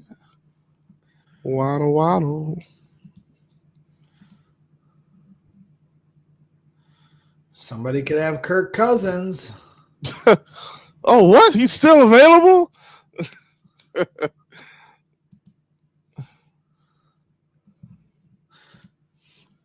I'm on the clock and 2 picks. 1 pick. Of course, they're going to pick somebody I have my eye on.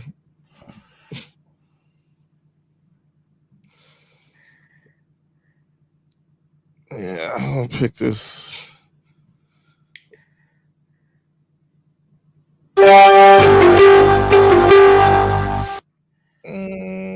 Is this PPR? What are we doing here? Yeah, it's a PPR. I don't know who these receivers are.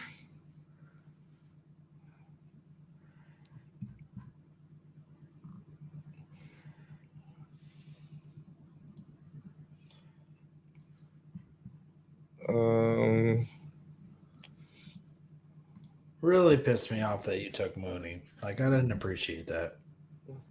It was Mooney.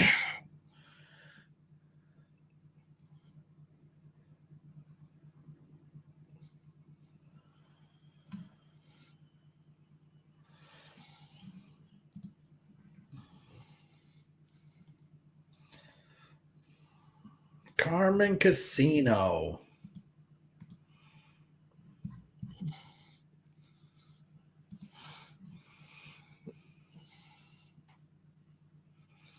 All right. Getting through this. Round 14. Guess they had their eye on him too. Bitch.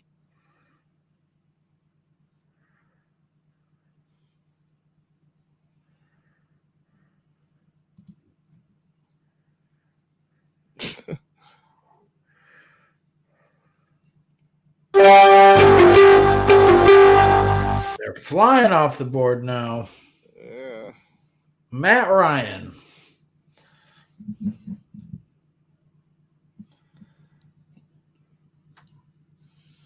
Mac Jones. I had my eye on Mac Jones. Yeah, you don't anymore because he's on my That's a good late round pick there, you know? Yeah, he's QB1. QB1. With Belichick. Hey. Definitely a better pick than Matt Ryan, who sucks. Some of the experts, I was watching a show. No, I was listening to the show yesterday morning. What's the guy that does the bets with Carmen? I forget his name. The odds couple. Oh, Mike North. Mike North. Yeah, Jesus. Yeah, Mike North was a distinctive voice. Yeah, he said that he thinks Matt Ryan's going to have a breakout year this year. Mike North is a goof and can say some off the wall things sometimes, but he knows what he's talking about when it comes to gambling, and sometimes he'll go the opposite on something and everybody's like, you're crazy, and then he hits it. A lot of it is gambling related, and that's kind of the way how he picks. Right. They were talking about Matt Ryan as in relation to Kylie Pitts being rookie of the year. Mm-hmm. Khalil Herbert by Oliver Nipples and Titties. Interesting pick. I mean, if David Montgomery were to ever go down, I don't think Damian Williams would be considered the feature back. I think they would go with Khalil Herbert. I think he showed enough to be the kind of guy that would be your first and second down back, and then a guy like Damian Williams would be more in the passing down situation. So that's an interesting pick. But when Tariq Cohen returns, and then you've got Herbert and Cohen and Williams and Montgomery, it's a little bit of a risk, but it's a big risk, but this late in the draft, not a costly one like taking Justin Fields at 50, but an interesting one, could potentially be a guy that, if David Montgomery goes down, that they use quite a bit. I really like his game. Yeah. Well, we're going to start to see defenses coming off the board. Yeah, I'm gonna draft Jesper Horsted. He had 3 touchdowns in the last preseason game. Yep. The pride of Princeton. I'm sorry, but who is Jake Butt? Jake Butt is a tight end. Yeah. Came from Michigan, right? Yeah, I just saw him on the Bears roster. I'm like, who is Jake Butt? Nelson Aguilar. I caught that dude that caught that baby out the window. He's like, then drop that baby, or like Aguilar. You know what I'm talking about? He literally just saved a baby from a burning building. Right. And he still took a shot at Aguilar's drop passes that day. Dude, that was crazy. Yeah, that was funny. I do remember that. When you said, I was like Aguilar. That's funny. All right. Cole. When did Cole Kmet get drafted? I don't know. I was looking all over for him earlier, but I didn't see him. So I took somebody else. I took Austin Hooper. Oh. Yeah, because I think Cole Kmet could have a good year, depending on who his quarterback is. Although Andy Dalton is a check down guy. So all right, we're getting there. Hey, we may finish at the 1 hour mark. That's not bad. You were negative the whole time about it, and I told you don't be negative.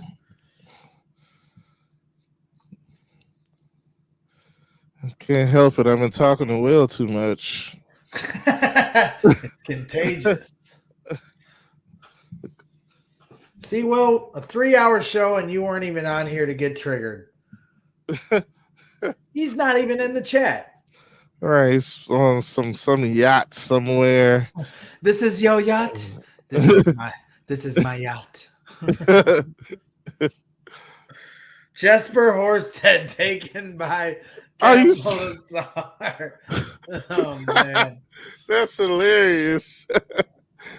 Oh, good luck with that one. That's why I told you how the chat influences the picks. Sometimes that's funny.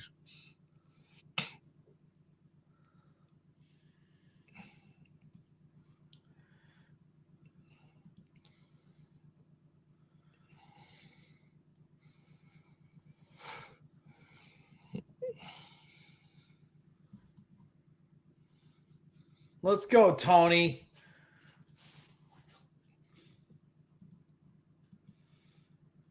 Enough of the goofy stuff.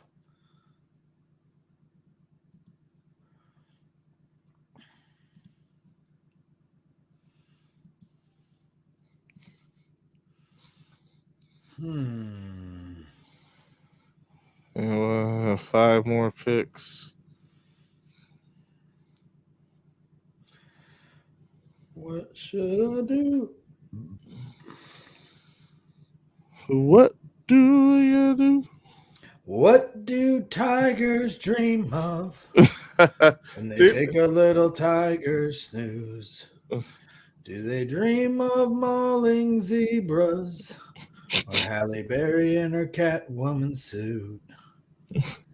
Don't you worry, pretty scrappy head. We're gonna get you back to Tyson and your cozy tiger bed.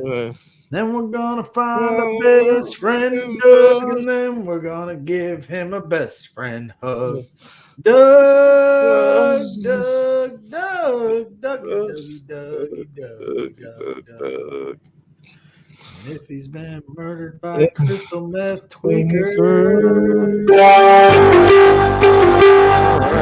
shit out of luck. All right. With the I did not get locked on a roof in Vegas. Thank you very much. I did, however, get too drunk Saturday when we were there that I fell asleep too early. Everybody went out without me because I fucking couldn't. I couldn't make it. I day drank way too hard that day. After watching Trubisky slice up our team while Justin Fields about had his head taken off, it made me down that bottle. Couldn't help myself.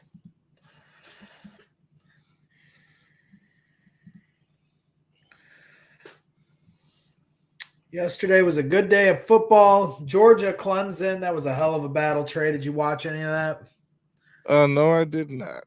You rarely see a Clemson versus Georgia game where no offense was scored. What? No offensive what? What was the score? 10-3. The only touchdown was a pick six by Georgia. Georgia won. Wow. Am I on the clock right now? No, it's me. I think it's me. Yeah, UGA won. It was an impressive defensive effort. They got this guy number 99 in the middle of their defensive line that is an absolute monster. Like, oh my God. And then their cornerbacks were really locking it down. Like I said, they had a pick six that was the decider of the game. And yeah, it was a great game. Yeah, 1 hour, not bad. Trey was being very negative to start, and we proved him wrong. Which is what I wanted. Just when I thought you couldn't be any dumber, you go and do something like this and totally redeem yourselves. What is LP Hallis in the chat right now? I don't know. I don't know. Because people are saying to him in the chat that, yo, LP Hallis just joined. Real Tony Montana said LP Hallis just joined. What the fuck? How many times did we say it was at 11 a.m.? Because, yeah, it did start out at 12, and then we switched it. Right, because I got to be somewhere at 1, and that's what would have been You want to be somebody. You want to go somewhere. You got to wake up and pay attention. What's that from? Sister Act. Sister Act. Great movie. Yeah. Oh, happy day. Oh, happy day. Oh, when Jesus was. Look at I have to do both. Right. When Jesus was. Like I am. I'm the lead and the background. Oh, I'm truly a jackass. Hey, is Ghost in the chat?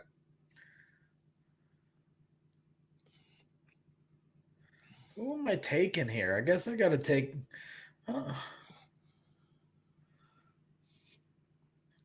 I don't know who the hell to take. Oh boy, you're still picking? Well, we were singing. Oh, I thought the draft was over. Rodrigo Blankenship. Oh, is Haitian Drew? You're the one who picked Joe Burrow like third? What's your third pick? Okay. We did it. One draft down, one draft to go. Yeah, that's my last draft and my worst draft. Haitian Drew, Joe Burrow, steal of the draft. I don't know about all that. All right. Team, I love TDs. Not. All right, I got Najee Harris, Aaron Jones, Allen Robinson, Kylie Pitts, Tyler Lockett, Juju Smith, whatever, Schuster, Justin Herbert, Tom Brady, Darnell Mooney, Antonio Brown, James Wright, Cole Beasley, the Bills defense, Mac Jones, AJ Green, and Matt Gay.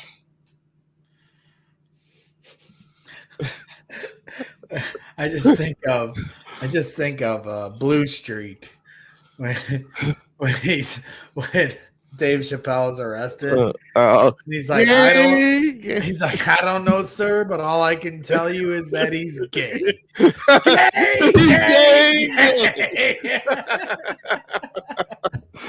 That is one of the funniest.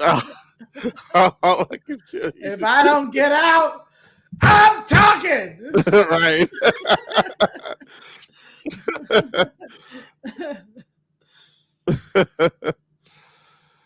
Beck and John in the house. Okay. He can hear you good, loud and clear. Maybe it's the StreamYard, I guess. I don't know. So, are we done with the draft? Officially? Yes, officially. It's over.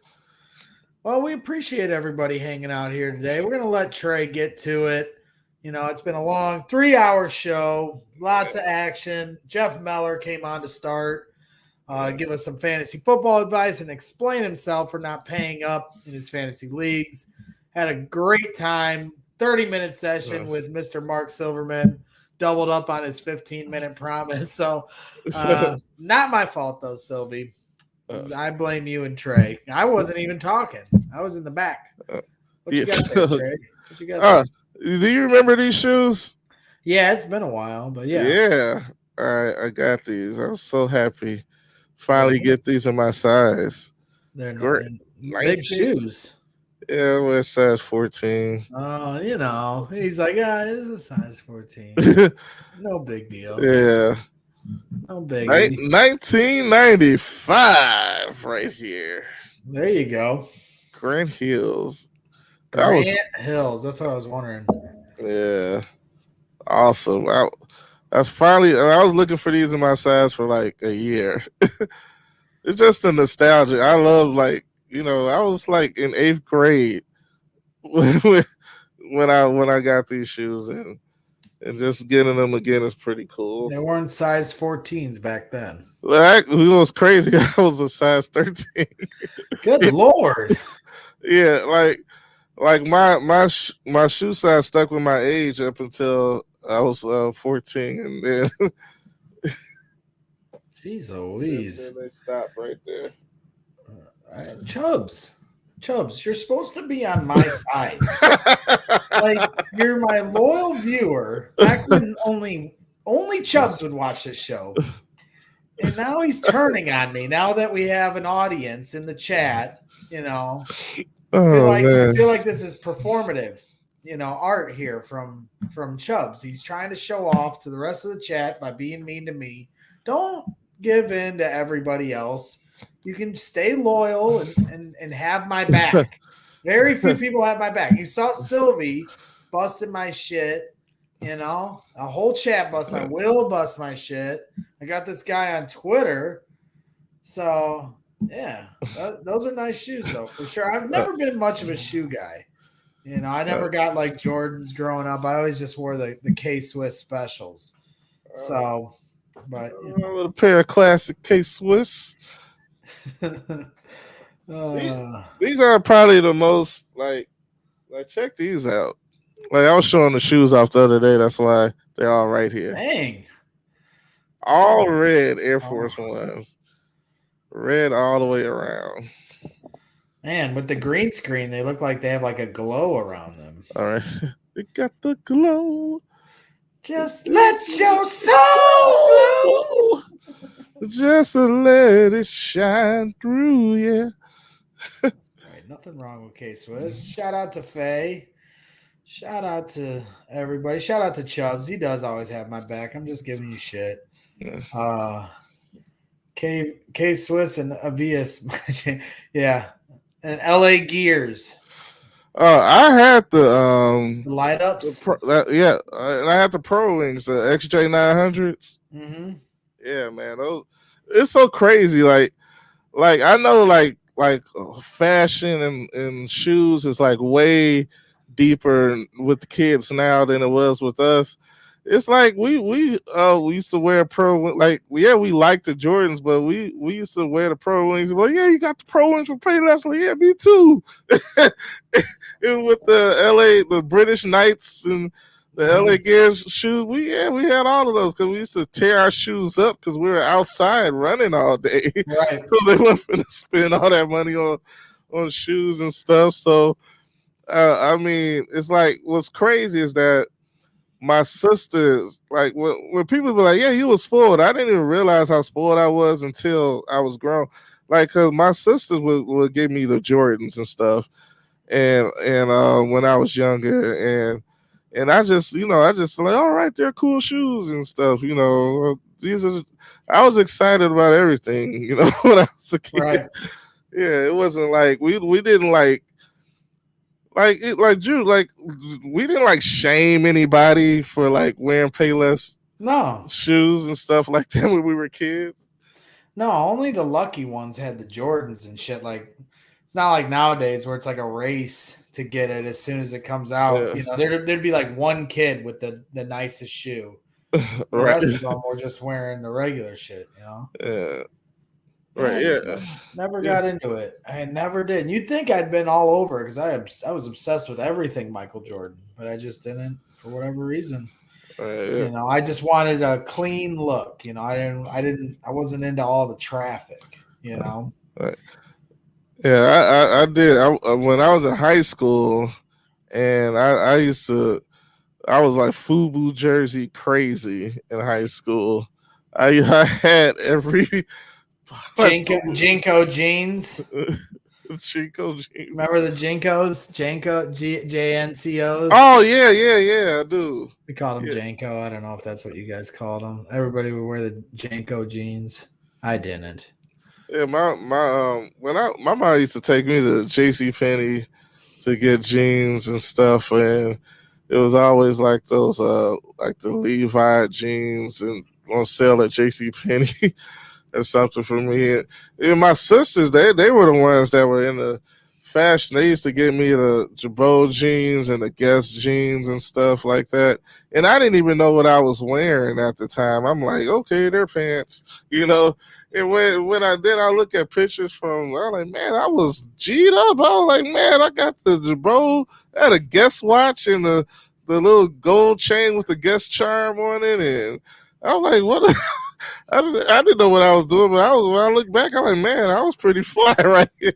You are pretty fly, Trae. You are very fly. And I'm sorry, you're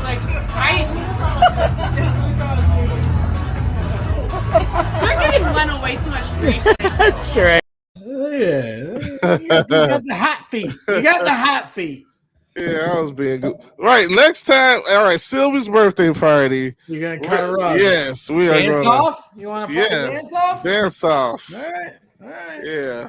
While we're getting into apparel talk, I've been getting a lot of questions. You're seeing the shirt, the QB1 here. I'll blow it up for y'all. You want to get the QB1 shirt? Down below, go on to teespring.com. Just search Braggs in the Stands on Teespring. Google Braggs in the Stands Teespring, or you can do this.com that you see at the bottom of your screen, and you can have this QB1 shirt. I've been getting a lot of questions on Twitter about it. Some different people have been picking it up. I want to shout out my guy David Snedeker on Twitter. He actually just picked up a hoodie here recently. You can get them in shirts, hoodies, different color options. Go ahead and check out all the custom-made Bears apparel from my guy, Jake, co-host and producer here at Braggs in the Stands. Another really cool thing, and I'm sure you saw this too, Trey, that I shared along, was our guy, friend of the show here at Braggs, D'Lo Brown, taking a picture at the Impact Studios with a Braggs in the Stands custom-made Bears shirt, the Fields Day shirt, which you can also get at our Teespring store. Maybe we'll bring D'Lo Brown on next Friday. I don't know if you're available next Friday night. Not sure what your schedule looks like. This upcoming Friday or the next Friday? This upcoming Friday. Well, Sylvie's, we're gonna. Oh yeah, that's right. Maybe we'll do it. I mean, we could do it Saturday, I guess. Yeah, that's right. Sylvie's birthday party. Because normally when I during the football season last year, I would do my shows on Fridays. So just to preview the game that week. You know, I do a show Friday. Maybe we can do it Thursday. Maybe we can do it Thursday before the first game of the year. What are you doing Thursday? Well, I have to DJ Thursday. What time? I DJ from 8:30 to 1. Well, if you're interested, maybe I'll reach out since we're doing the Sylvie birthday party Friday night. If you're interested, I'll reach out to D'Lo and see if we can do a show Thursday at like 6 o'clock for an hour. Sounds good. If you want to do it, we can do a show right before Thursday night football, first game of the year. Who's playing the first game of the year? It's the Bucs and who? The Chiefs? Is it a rematch of the Super Bowl? No, because the Chiefs play somebody else. The reason why I know, because when I was looking at the fantasy thing, I saw like the opponent. I just can't remember who they play. Kansas City. It's not Kansas they play City. Cleveland. It's the Bucs that play Thursday, though. It's always the Super Bowl champ, right? Oh, the Bucs Cowboys. Bucs Cowboys is the first game of the year. Yeah. Okay, so we got Bucs Cowboys Thursday night. Be on the lookout. We'll have our NFL season preview Thursday night. I'll be going live Tuesday night for my personal league's fantasy draft. As we call it, the last second league. We'll just be having some fun like we were today. No guests or anything, just bullshitting. Some of the people that are a part of the draft will be on the show, and I'm sure they'll be busting my balls as well. But again, wanted to shout out David Snedeker and D'Lo Brown for giving me some love, showing off their Braggs in the Stands gear, which you can get on our Braggs in the Stands Teespring store. And it looks like this when you go into the Google. We got all sorts of Braggs in the Stands hoodies and tank tops and mugs, and got a Cash Mooney shirt we did a little design on. Extend AR, even though the Bears will never do that. And a lot of other things. We got the QB1s. Obviously, you can get them in hoodies and shirts, different colors in the Fields Day. Be adding to that store as we go along here in the football season. So that about wraps things up for today, Trey. I'm going to let you get to it, my brother. Right. I do have to get going. Yeah, you got the work to do. So shout out one more time to our guy, Jeff Meller from ESPN 1000. And, of course, our good friend, Marc Silverman. Thank you for coming on today. And thank you to everybody in the Twitch chat for hanging out. It's been a lot of fun here today. Successful show, Trey. Thanks for having some fun. Enjoy your day of work. Hopefully it's not too hard. And you can get home, sit back, relax, and watch the Notre Dame Fighting Irish. And, this wraps up the preseason coverage for the year.